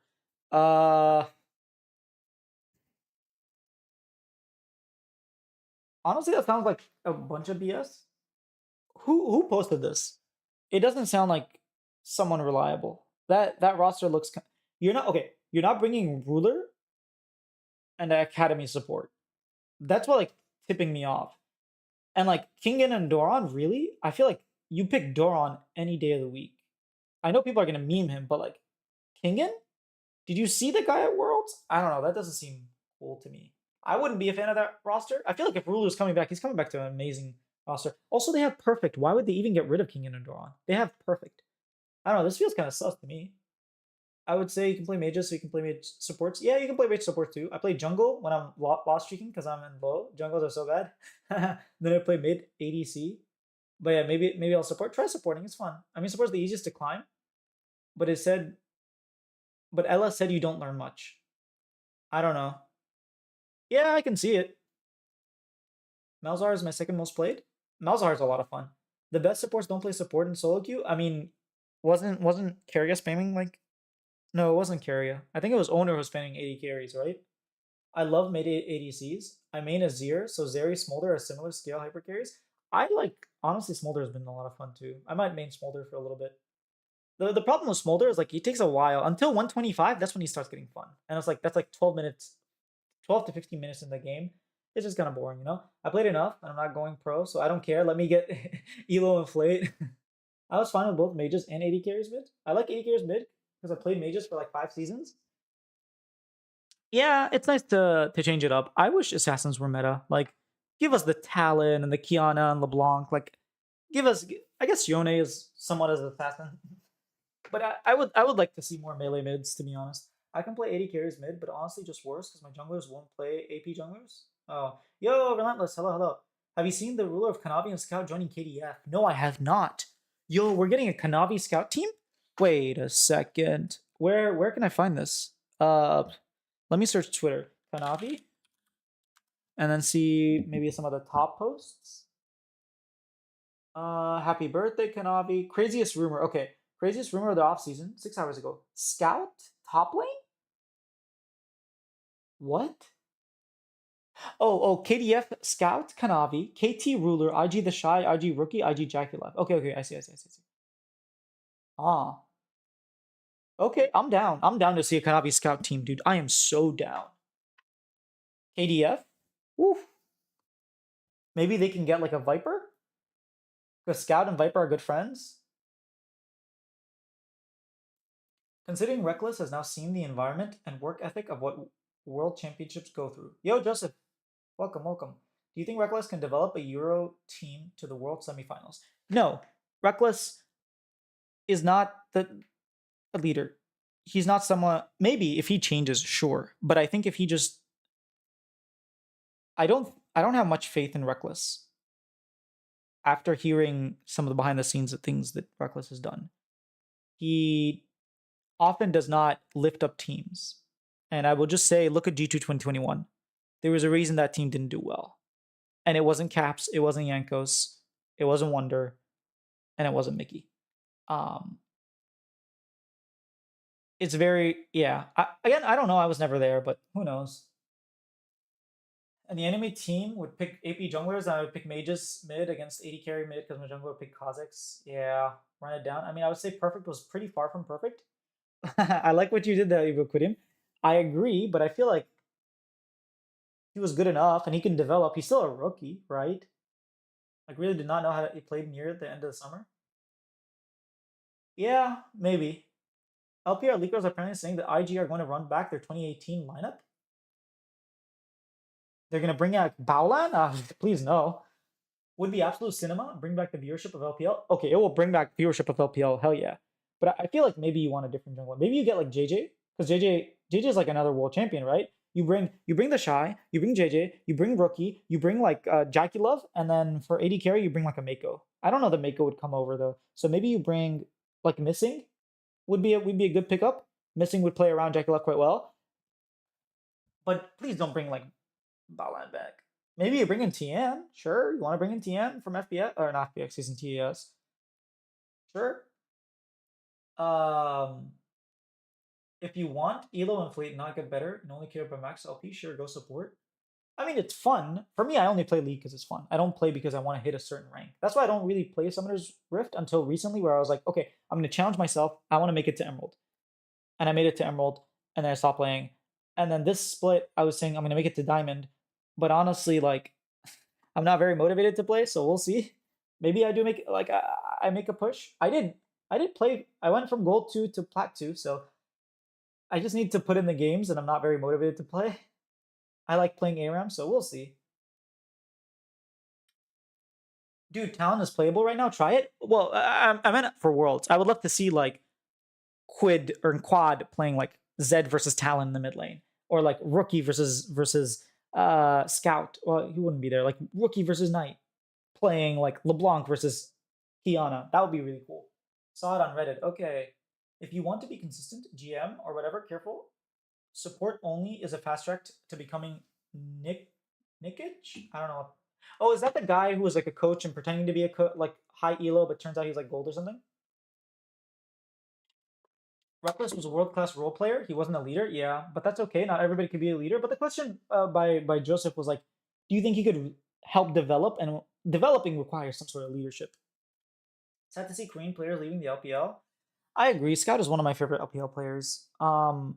It's gonna be sad. Kanavi, I'm not too sad about. I feel like he got into this year really hard by a gal, so I'm not sad that he's leaving. But definitely Ruler, Scout, Viper when he left was quite sad. I'm glad he won a split, but still it was quite sad. LPL rumors are so confusing. It's either they're cooked or they're building super teams to win worlds in China. I think it makes sense with LPL because I know that they have new ownership and the new guy is like hella rich. So I wouldn't be surprised if he's like, you know what, bring back Rookie the Shy, like Bowlat, just give me the whole team. I think there's a high chance of LPL being cooked. They're really banking on BLG winning the worlds. I LPL is the most fun league, so I really hope that it's not cooked. Yeah, referring to Numera's motivation. Okay, okay, not you. I see. I played every role to a serviceable gold level so I can elo inflate. I don't care. That's what I used to do. Every split, I would just get gold with a different um like top mid jungle support AD carry. And then they just kept changing jungle, so I stopped doing it with jungle. I do it the other four roles. But then I just did it for the skin. Then I just play ARAMs. Everyone has different roles, do as you please. David, do you have a source for your stream titles? Yes, David. I would recommend going back to the beginning of the stream, but real quick, the contract database has removed, like, their contract is over. They are no longer part of FlyQuest. That doesn't mean they're not going to be part of FlyQuest going next year, but they could sign a new contract, right? But they, as of right now, they are removed. Oh, since we'll never be played outside Kali unless the game changes significantly. I'm pretty sure I heard a dev say that once too.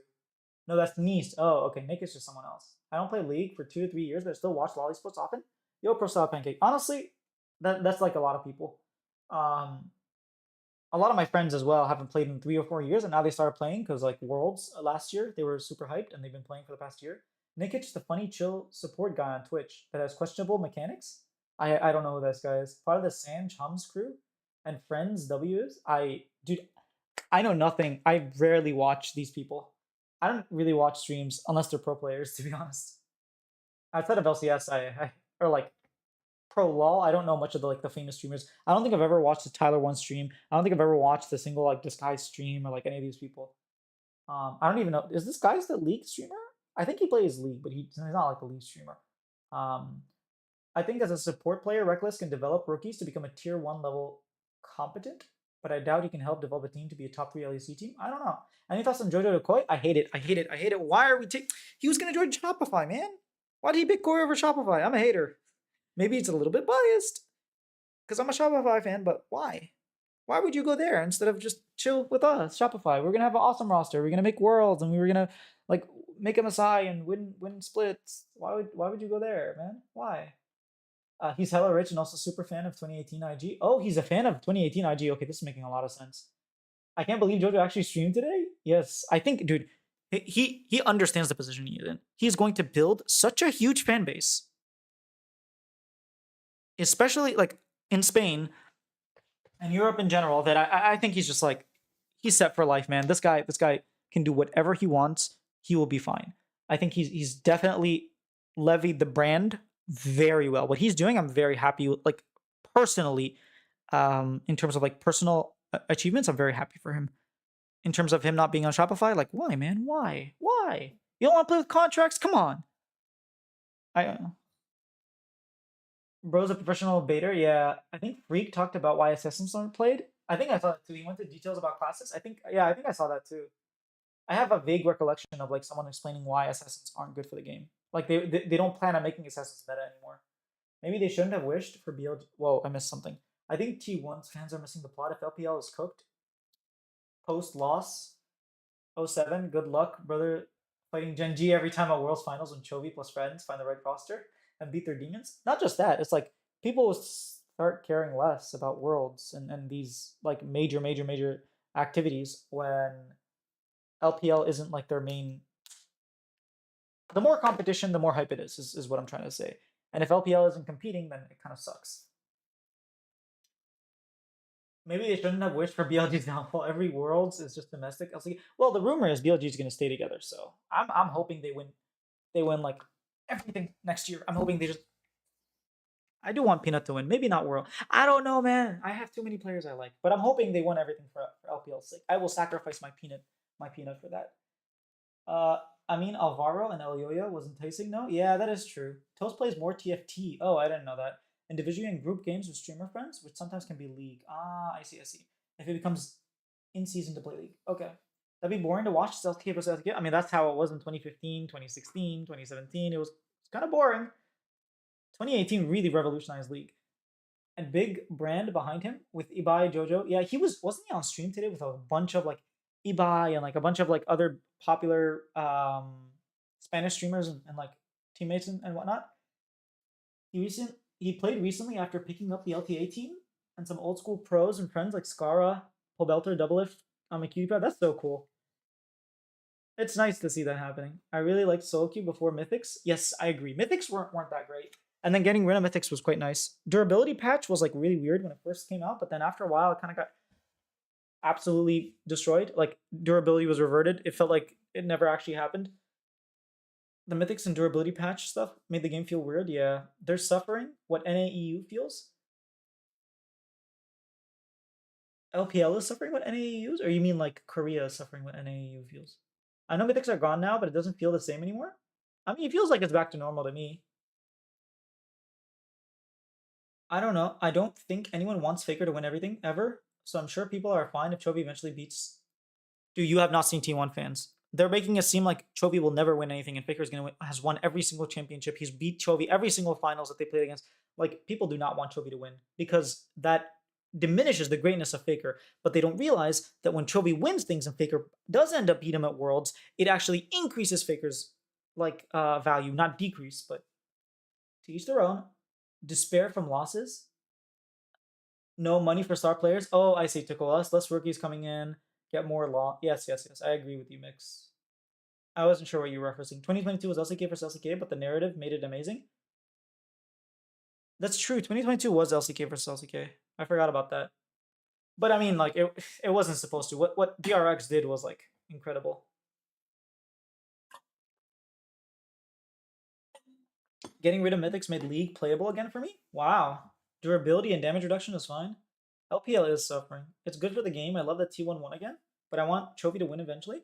I mean, I'm happy that he won MSI. I'm happy that he won a bunch of LCK. Like going 2022 spring, he hadn't won a single thing, and now he has 4 titles back to back. By the way, he's won an MSI. Like he's got some good accolades. It's not winning worlds, but only one team gets to do it, and Faker is like very selfish, and he's just winning all of them. So not much you can do when that's the case. But if I had to bet going into next year, who would I bet on, Faker or Chovy? I'd have to see Genji's team. Like if Genji's picks up Ruler, for example, and gets rid of Pace, maybe I'd vote Genji. Otherwise, maybe it's just Faker again, man. Maybe it's always been Faker. It's just that's who it is.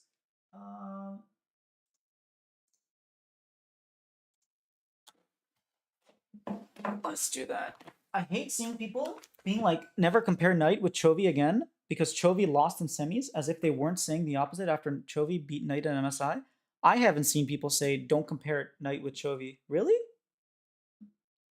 I want T1 to win domestically and MSI next year, and Genji BLG to win Worlds, ideally. People don't care about MSI, sadly. Yeah, but I feel like the players themselves do. Maybe the narrative outside they don't care, but the players, they definitely do. Especially MSI, like 7 years. 7 years the LCK didn't win MSI. It was really big at in Korea, the fact that Genji brought home MSI. Yeah, Ruler on Genji would be the super hype, but I don't know if it'll happen. I doubt it'll happen. I don't think they have the money to do that. First of all, they're not like I think they're third in spending. They're not like the top two spenders, and they're also like saying that they don't really want to spend a lot. Um, Ruler is expensive and Pays is way less. That's another thing. Yeah, Pays is like super cheap, and they have already one MSI with him. Is it worth to go all out for Rulers in hopes of winning Worlds? I don't think they're that desperate, to be honest. Honestly, I think Plays pays well sometimes, but he has Genji's. He was Genji's weakest link. He was like love Masu, but if Masu is playing better than you in his first year, then you aren't world champ level. I mean, we'll see what happens next year, right? Could be, but I'm not sure. I really don't think like seeing Arnold and like his philosophy about the game. I think he cares a lot more about the health and continuity of the team rather than like let's risk everything for winning worlds, and that might not even be ROI positive. What do you think about Fly organization and potential? Do you think they are top three org for LTA? Yes, I do. I love what FlyQuest is doing. Um, I love what Papa Smithy has brought. Andrew Barton. And like the crew, his Empire and what Arrow. Like I love the organization. I love the fact they're bringing a lot of coaches. They're heavily investing in their coaching staff. I love their mentality. I love what they do on Twitter. Like the content they post on Twitter is great. I love what they're doing with their like metamorphosis. I love having Basil and like their creators. I'm a fan of FlyQuest. Hot take: Monsters team wins World in 2026. Oh, I'd like to see the West or PCS win something. Me too. But I think that's like a pipe dream at this point, no? Our regions are getting gutted, bro. That is a very hot take, Numer. Monster's team win worlds in 2026. So in 2 years, FlyQuest or wherever Masu is gonna win worlds. That I think that's delusion, bro. I don't think that's a hot take. You think it'd be better if they had any third party big competitions like what other sports do for more fan engagement? Yes. I think NA will struggle with LTA transition in the first year, but second year will be good. I think so too. I think the first year is going to be a little rough. Going back to what you said, tournament. Do I think it's good to have other international tournaments? Yes and no. The reason I say no, the reason I say yes is because it's always hype when you have like these super prestigious tournaments, like what you have in chess. There are very different chess tournaments. Some of them get more viewership than others. Some of them but the thing that you do is you bring League of Legends locally. Like you'll have people in Japan playing it again. You'll have people like here and there, like all around the world. You'll have events. Nowadays, we don't really get international tournaments or like domestic finals very often, and this will give you more opportunities to engage with local fans. So I do think it'll be good that way. The reason I say no is because the schedule is so tight that you don't really have time because then it'll cause the domestic leagues to go on break. And like we saw what happened when you have the 3 week break that's 24 days, but technically Mark Z is 2 weeks. Because, anyways, yeah, I think that's my main issue. Is like the schedule that exists right now is not conducive to like an EWC thrown in or like multiple different international tournaments. Didn't they have All Stars before? Yeah, a long time ago we had All Stars. I really enjoyed it, but I think Riot was just like it's not worth it or the players aren't enjoying it. I don't remember the reasoning behind getting rid of All Stars, but I really enjoyed All Stars. I think one team at MSI and two at Worlds will reduce motivation for NA teams. I agree, Numer. I think that's really bad for NA. I think people don't realize how tragic it is because like you could be in finals like FlyQuest this year would not have made it to MSI. It's quite sad. So there won't be the same Fly TL effect this year where NA has two good teams where it elevates the region and that result in NA doing worse. I don't know that will happen this year if Team Liquid and FlyQuest are keeping their rosters. I think the fact that you have multiple international tournaments will also help you increase competitiveness. NA teams need to prepare to enhance their brand for 2025 MSI, come up with ideas. I'm just hoping Shopify make it, bro. We're a Canadian team that makes it to Canada. If it's in Toronto, like just forget it. It's gonna be so cool. I think EU rosters this year seem like EU will level up. I hope so. I really hope EU does better. Because with more international tournaments, I think that we can actually get like EU competing again. And G2 like getting over that hurdle and maybe beating a T1 finally. I'm really salty about the loss of international spot. I am too. I was complaining about it for like 30 minutes and people were like, "Who cares? We lost it. It's not like our third seed was doing anything." I'm like, "It does matter a lot." Hello, Sebastian Gomez. What happened to flag coaches? Mithy and Nuke Duck are no longer part of FlyQuest. Now, that doesn't mean that they're gonna not re-sign them. They could, but their contracts ran out and they like the contracts ended. They're no longer part of FlyQuest. That could mean one of two things: they're leaving, or they're negotiating a new contract. Mithy is likely to be in EU, like to MDK. That's what the rumor is saying. We don't know anything about Nuke Duck. They might re-sign both of them. Don't get too scared, but who knows? Right now, it's like really up in the air. It's very strange that they didn't like extend the contracts like what Revin did with Shopify, for example. I think it'll reduce the incentive for GM to invest in their rosters. But wouldn't that increase the investment in rookie talent because they're the cheapest option? So like you develop rookies and you work with a budget roster and have like one or two veterans, kind of like what TL did, instead of hey, let's import, let's import, let's import. Let's create super teams. Like we can't afford to make super teams. So let's make the league more competitive and let our rookies develop. Oh wow, I don't want EU to be better. Well, okay, I want NA to be better, but I want EU to also be good. I want EU to do poorly, even though I like Caps. I only want NA to do well above Asia. Dang, no, man. You're selfish, bro. No, I want both of us to do well. Also, it's like we're getting punished in possibility, our region's best year in national. I know that's what I was complaining about. I was like, look, we made it top 8 2 years in a row. EU doesn't. We're losing the seed, but EU isn't. Didn't we prove that we deserve 3 seeds and EU doesn't? That was my logic. And they were like, oh, someone had to lose a seat. I was like, so why was it us? Look at look at the performance over the past 2 years. If you're going to take a spot, take it from the region that doesn't deserve it, not the one that's been doing well. Like we earned it. And you're like, no, it's not a competition. We decide who gets it. That really bothered me. That really bothered me. So I'm super unhappy with C9 overall for mismanaging JoJo and the rosters this year. Yeah. Like just when I'm getting my hopes up, I know either all the C9 players were good, but C9 sucks at organizing coaches. Uh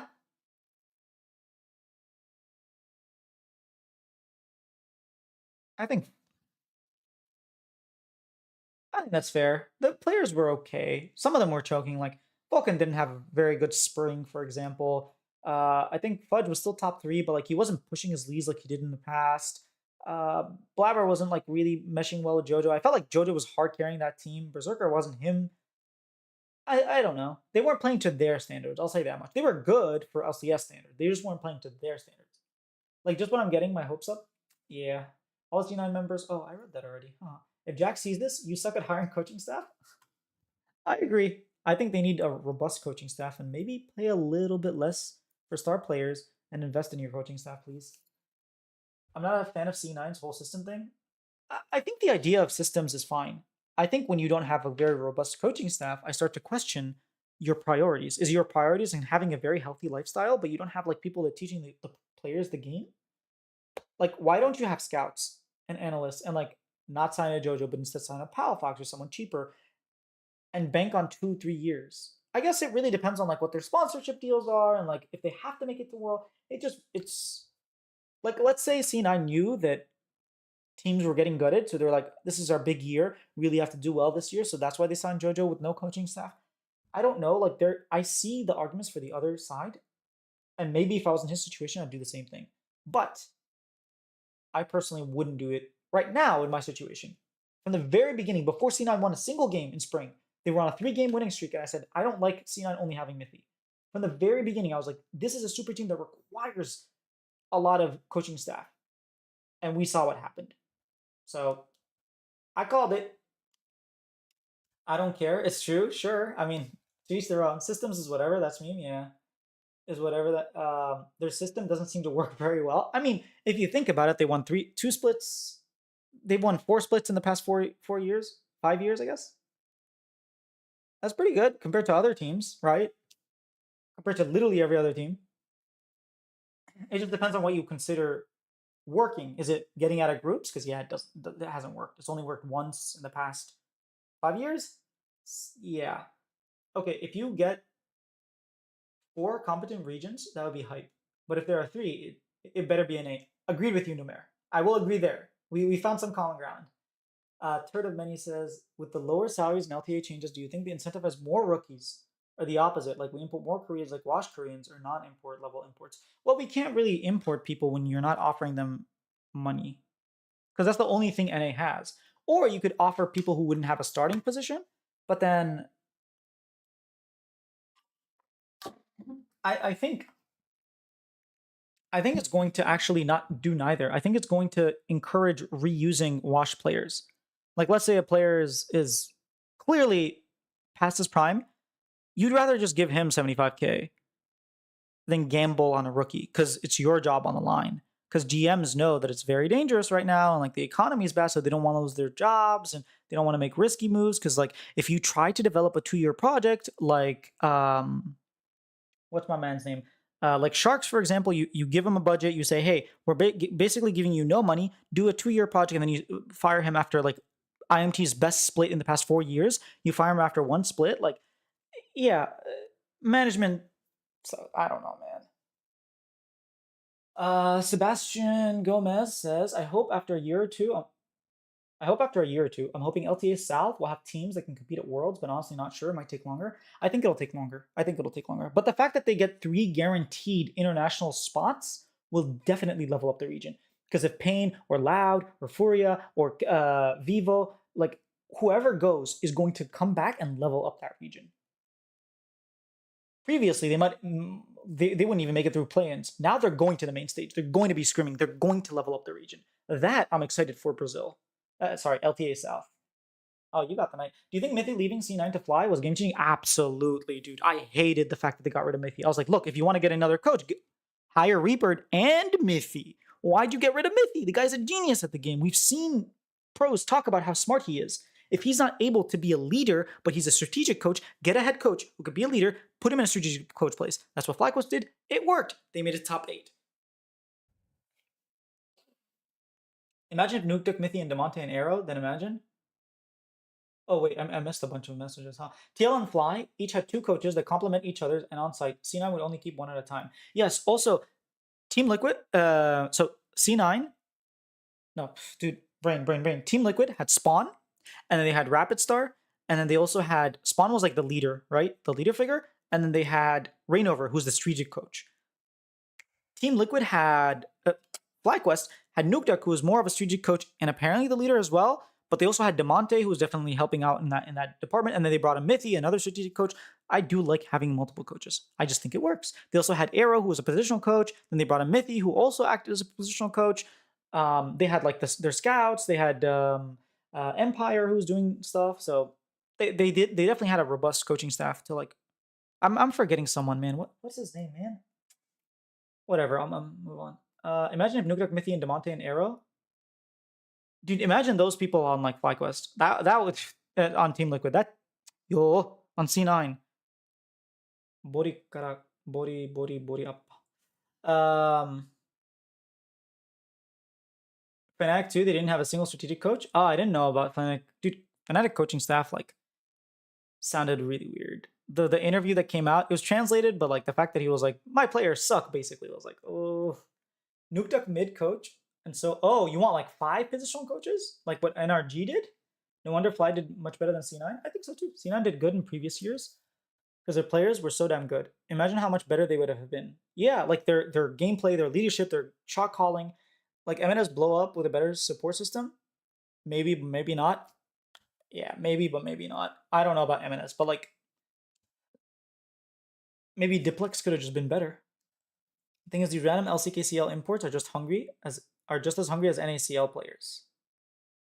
If there's not a cost difference, I don't blame orgs for gambling on an LCK Academy player because their infrastructure is so much better. I agree in that part, but then you have the whole idea of like incorporating them, and culture shock is pretty big, bro. Culture shock is pretty big, and they lose motivation very fast. And like, I don't want to say Thanatos might not be like an elite player, but maybe if he stayed in Korea, he would have been an elite player. But because he's on Cloud9 with very limited structure and support, he might not hit that peak that he could have hit. Also, I think Thanatos is a little bit overrated. Like, Castle was really good, but he was on IMT, and like, He's probably not going to find a starting spot, and he probably didn't develop the way he could have if he had Soaz as his positional coach. People even now say that C9 23 roster was insane, but they just had boomed, yeah.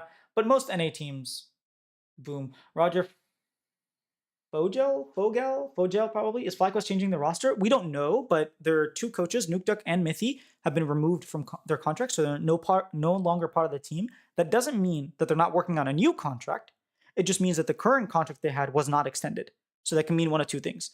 They decided to part ways, or it could mean they decided they wanted a new contract. It's one or the other. It's 50-50. But as of right now, they're not part of the team, so who knows? Like, if there's not a cost difference. Oh, yeah, I read that. I've been unhappy with C9 coaching decisions 3 years in a row. I think pretty much everyone has, right? Jack, you've been in the scene for 15 gazillion years. You saw NRG, the mid team get top 8 because they had 50,000 coaches. Not saying that structure is sustainable, but you can see the missing link. Coaching, not players. Get Blabber a positional coach. Okay, who's gonna positionally coach Blabber? Come on, brother. Who's gonna come to Blabber and be like, this is what you should do in the jungle? Like, who are you getting?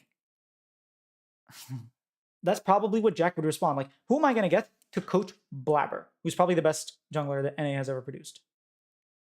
No, Diplex was not better. People even said Eminez was insane. He just had some. Well, the reason I'm saying not Diplex over Eminez is because who cares if you're really good if you don't play the game because you mental boomed. Would you rather have two strategic coaches in quad mid and get groups in worlds, or not make worlds but sell JoJo for broadcast and money, for boatloads of money? Ooh. I know this, Joseph. I know this. If I'm C9, I'm taking JoJo. But if I'm anyone else, I would take quad. Get Blabber a world-class positional coach, not Army. Yeah, that's kind of hard. Sorry, just joined the stream. What Bing changes are there? Did you catch what I just said about them getting rid of? They didn't get rid of. Mithy and Nukeduck are no longer part of FlyQuest. They could be renegotiating a new contract. We don't know all the details, but as of right now, their contracts have been removed. They are no longer part of FlyQuest. If you go to the contract database, they are not on FlyQuest anymore. So it could mean that they're leaving, but it could also mean that they're drafting a new contract and they just can't sign it until the 18th. Svenskeren? Maybe you could bring in a Svenskeren. Malice? I don't think Blabber respects Malice enough for him to coach. I could see Sven. I could see Sven. Meteos maybe? I think Meteos doesn't want to coach though. He's like a content creator, right? And I think Blabber was just better than Meteos when they were playing at the same time. So I don't know. I don't think Meteos watched the game enough to be a good coach. Maybe he's like super rigorous about the game, but I don't think he's like studying the game enough to be a really good coach. Blabber's an insane jungler at what he does, but his style is singular. It's opposite to Inspired, for example.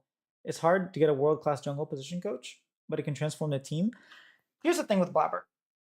Now, I will always defend Blabber because he's my boy, right? We're both from Maryland. But Blabber has problems that I've heard from previous teammates, previous coaches. He seems to tunnel vision a little bit too much. So he'll be like, oh, if I just didn't miss that spear, we would have won that team fight. Instead of, why are you fighting 3v4? Why are you fighting at this timing when you win late? Why are you, like, rather than the mechanical portion, the decision, the strategic portion, he seems to struggle in. Hopefully, moving into 2025, he can fix that. That's about as much as I'm going to say about that. Because he's an insane player. He's an insane player, and I want to see him succeed. Just not against Shopify. Mithy was a bot laner, so Berserker's Ven were great, but C9 was constantly struggling maintaining mid-jungle synergy. Reaper was a top laner. Where's the missing link? I mean, Nukeduck was a mid laner, I'm just saying. Okay, thank you. Do you think that's a good choice by Fly? I think Mithy, my guess is that they're going to keep Nukeduck and get rid of Mithy because Mithy wants to go back to Spain or go to Mad Lions. I think he has an offer for Mad Lion, if I'm not mistaken. If I'm FlyQuest, I keep the two. Like, just, I would really love to keep both of them, but sometimes the players or the coaches just don't want to be there. I don't know that it was the choice by FlyQuest to get rid of them. Like, if Nukeduck is like, hey, I got an offer from G2, I'm leaving. Is it like, Was it a choice by FlyQuest? I don't know. The details will come out in the next few days, maybe next week. But once the details are out, we can kind of judge. As of right now, I'm not sure. I hope both of them stay. I'm a big fan of both of them stay. I'll just say that. Are you? Do you want them to stay, Ryder? I'm not sure. Like what team you're a fan of? Mid jungle, mid to late game. Oh, you know who can coach Blabber actually to coach him on the opposite style? Xmithy, dude. If Xmithy, that would be really cool. That would be really cool seeing Xmithy come back. He was coaching like TSM or Immortals or something, but I don't know what he's doing now. It would be cool. Blabber is good, but can he be better? Can C9 be better? Yes, they can, but like you have to remember some these players have ego. Like if I were to go up to you and coach you and like you're diamond and I'm plat or bronze, you're not gonna you're gonna be like, bro, what are you talking about? Just be quiet. Let me do my thing. Inspired made Fly insane at scaling and sustaining. Thanatos called Blabber Canyon for the first 15 minutes of the game. I agree. Nukeduk would be good for 1-2 coach for C9. I agree. I'll tell you that Inero is not the answer. Agreed. I don't know what the Inero pickup was. I think, okay, if you picked up Inero when you had Mithy, that would make sense. Inero could be the leader because he's charismatic and he can deal with like conflict, assumingly. I don't know that that's true, but that's like what his brand is. And then Mithy can focus on the strategy. That would be a good combo. Now Reaper, why would he need? I don't know. I don't know. I don't know. I'm not a fan. I will say that. Do you think Fly will get another coach? I think if they lose their coaches, they will get another coach. Yes. Sorry, Inero, I love you. I think you should be employed, but not for what you got hired for. I need more firepower. I think that's a very like mild take. I think that's quite popular take. That's like the consensus right now. Getting Nukeduk after all of his Fupu laurels this year. Good luck. You'll be paying a pretty penny at C9. Yeah, I don't think they can get Nukeduk. It'll be really hard. I like Fly, but I started watching 4 months ago, so I'm new to the scene. All right, Ryder, I will say this. There's a team that you are going to want to watch next year. It's called Shopify. Full disclosure, I'm a huge Shopify fan, but I would definitely recommend paying attention to Shopify. The content they're going to be making is going to be really cool. I'm going to be making a lot of content for Shopify at least once a week, and the players are super cool. You'll be seeing some really fun like interviews. Their play style is actually quite exciting. Contracts is one of our most exciting junglers, I would say. So there are a lot of reasons I would recommend Shopify. That's my spiel. At this point, he can be Coma-esque of an A. Nukeduk be Coma? I don't know about that, dude. I don't know about that. Fly has shown so much this year. He can make a dynasty. It's a little too early to talk about dynasty. It's been one year, bro. It's been 1 year. Come on, bro. He won one title. T1 are doing. Hey, Rachel, welcome. I'm actually wait. So then WTF is Jack doing? I'm actually so pissed. A lot of C9 fans have DM'd me and been like, "We are not happy with what C9 are doing. We are just not happy." That has never happened before. T1 are doing everything to keep the players together. Looks like they might do. I'm so happy that they're gonna get another year. I'm so happy. I would be very sad if one of them leaves, but I'm expecting them to stay. I'd be very, very happy. Demigods, why do you like Shopify so much? A bunch of reasons. So I'll give you the top 3. 1. Oh man, my Shopify merch isn't here. They are the only team that doesn't have sponsors. They are a market. So you know KT in LCK, they don't actually do sponsors. They are their own sponsor. They're a big company that got into esports because they're passionate about esports and they want to just like market themselves to the esports demographic. So they don't have to answer to sponsors. They're not like their budgets are set by corporate. They're like a multi-billionaire company. They're not worried about like money or whatnot. They're actually just here because they want to create fandom. Their whole thing is like, hey, we are here to make fans. We're not here to like win. We want to win. Don't get us wrong. But first and foremost, we are fan first. So the past year they've been setting up their like headquarters in LA so that they come out with like really like in-depth content that the fans will enjoy.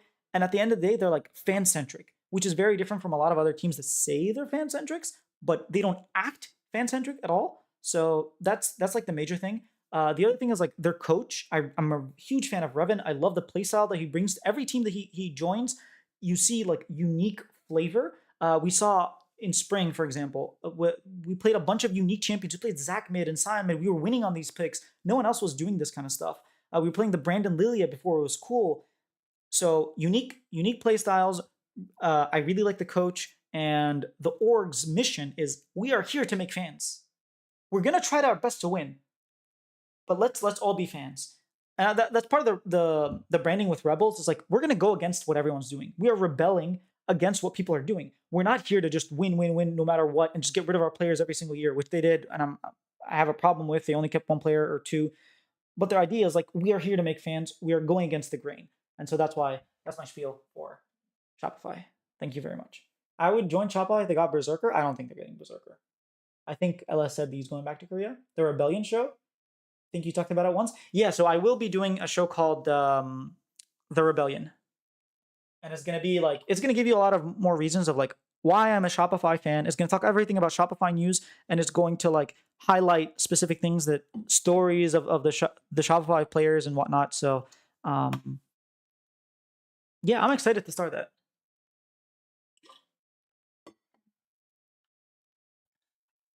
Let an arrow put oranges in Blabber's nose and give the player massages. Just be a personal like masseuse. Make him GM, massage therapy. Give me some brains as strategic coach. That's hilarious. LS called C9 the new TSM. I think they are not as prestigious as they used to be. I think that's what he meant. Is like before TSM could get any player they wanted because they had Bjergsen. C9 used to be able to get any player because they were always winning. Now they don't have that. And so players are choosing not to go to C9. I'm sure there were like offers of players that could have that C9 wanted. They were just like, nah, not really. You're not C9 of the past or TSM of the past. So we'd rather join a FlyQuest or a Team Liquid. But whatever he did this year, we haven't seen anything like it since G2's run in 2019.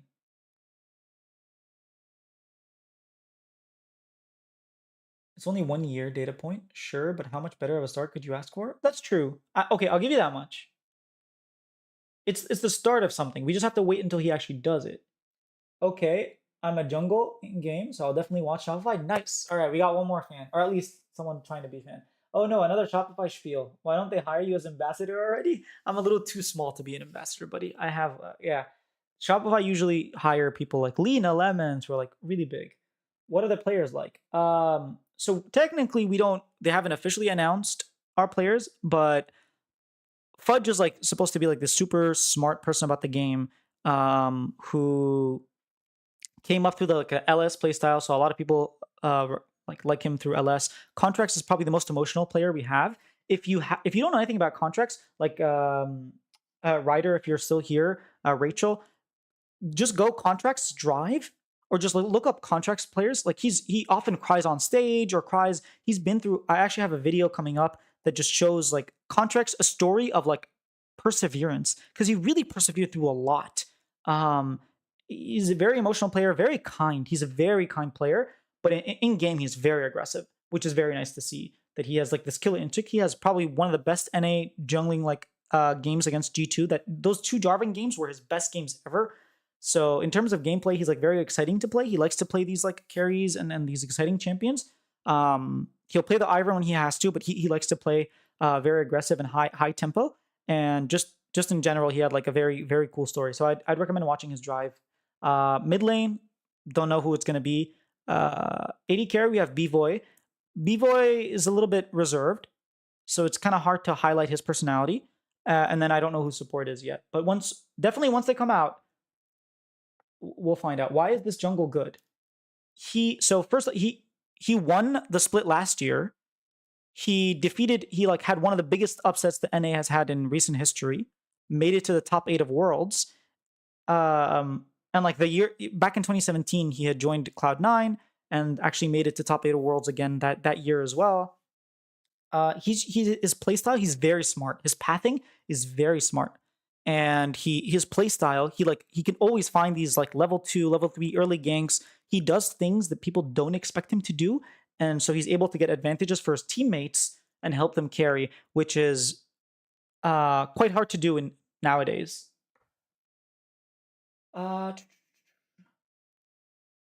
Wait, I forgot Fnatic 2018, but you get the point. Yeah, I see what you're saying, Mix. Playstyle, that's good. Yeah. Okay, that's fair. It's hard for me to watch a team that doesn't win or doesn't always have a chance to win. I just felt like SR were always super far away from winning a game. That's fair. Again, it was a first year, so like we didn't have the greatest start. I'll give you that much. But going forward, we are like we're putting a lot of effort. Wait, oh sorry, Turt. Jungle Juice, the GM, is talking about 100T on Hotline League. Okay, maybe I'll end the stream and just watch what they're doing on Hotline League. But my guess is they're going to be like, oh, we're definitely going to be here for as long as we can be, and the next year they're going to be gone. Why do you think NRG went through a free fall after making it so far in Worlds? Because they gutted. I mean, they didn't gut half their staff. They got rid of like one coach or two coaches. They hired one coach, and then they made a roster change. I don't know. I do want to talk to contracts about that, but it feels like the players around him kind of collapsed. It felt like contracts and Huhi had very different ideas of how they wanted to play the game. He tried not to throw Huhi under the bus, but it seemed like that was a big part. Like Huhi and contracts just don't mesh very well, and in terms of shot calling, and then Palafox had like a horrendous year, and then Dokla had some up and down games. So I think it was more. I don't know that it was necessarily coaching issue. I think maybe the players kind of dropped the ball. That's like the most basic guess idea that I have. I'm sure there's like very specific things that happened. I don't know what those are though. I think with a good strategic coach, pick up a loan, I would still bought in for C9. I mean, maybe they still have time to hire another strategic coach, no? I just pray they aren't completely shit so they can give good competitions third place team to fly, Team Liquid. Yeah. Another carrier? I see what you're saying, Rachel. Why is Jungle so good? I'm most inspired to support and joining Shopify Rebels. Don't worry. Nice. Thank you. Numer, you're going to save us. I'll bring back hope to America. We'll skyrocket from gold to LTA North instantly. Absolutely, man. I can't wait. Oops, when I say another carrier, an emotional kid. And it was gangsta when he plays. Yeah. I mean, you've seen carrier cry. We've seen, dude, the amount of times you've seen Contract cry on stage, like literally after winning a game or losing a game. He's very emotional, and it's nice to see those emotional. What do you think Canada as an MSI will be, and are you going to go? I'm going to try my best to go. Like as of right now, I'm probably like 90% going to go. If I had to guess, I'd say Toronto, because it was promised to Toronto like a few years ago. Worlds was supposed to happen in Toronto like 2022, but it got pulled out. So my guess is Toronto. I just hope it's not Vancouver. Like go to Montreal, go to Toronto, sure. Just don't go to Vancouver, please. That's just what I ask. Well, I got 9th last year and 1st this year. I can see SR making a run this year. Just saying, last year, Fly got 9th to 1st. We got 7th. So it's easier for us to get to 1st. We'll need to jump up 6 slots. They had to jump up 8. So I think we're actually in a pretty good position. But I am going to hop off.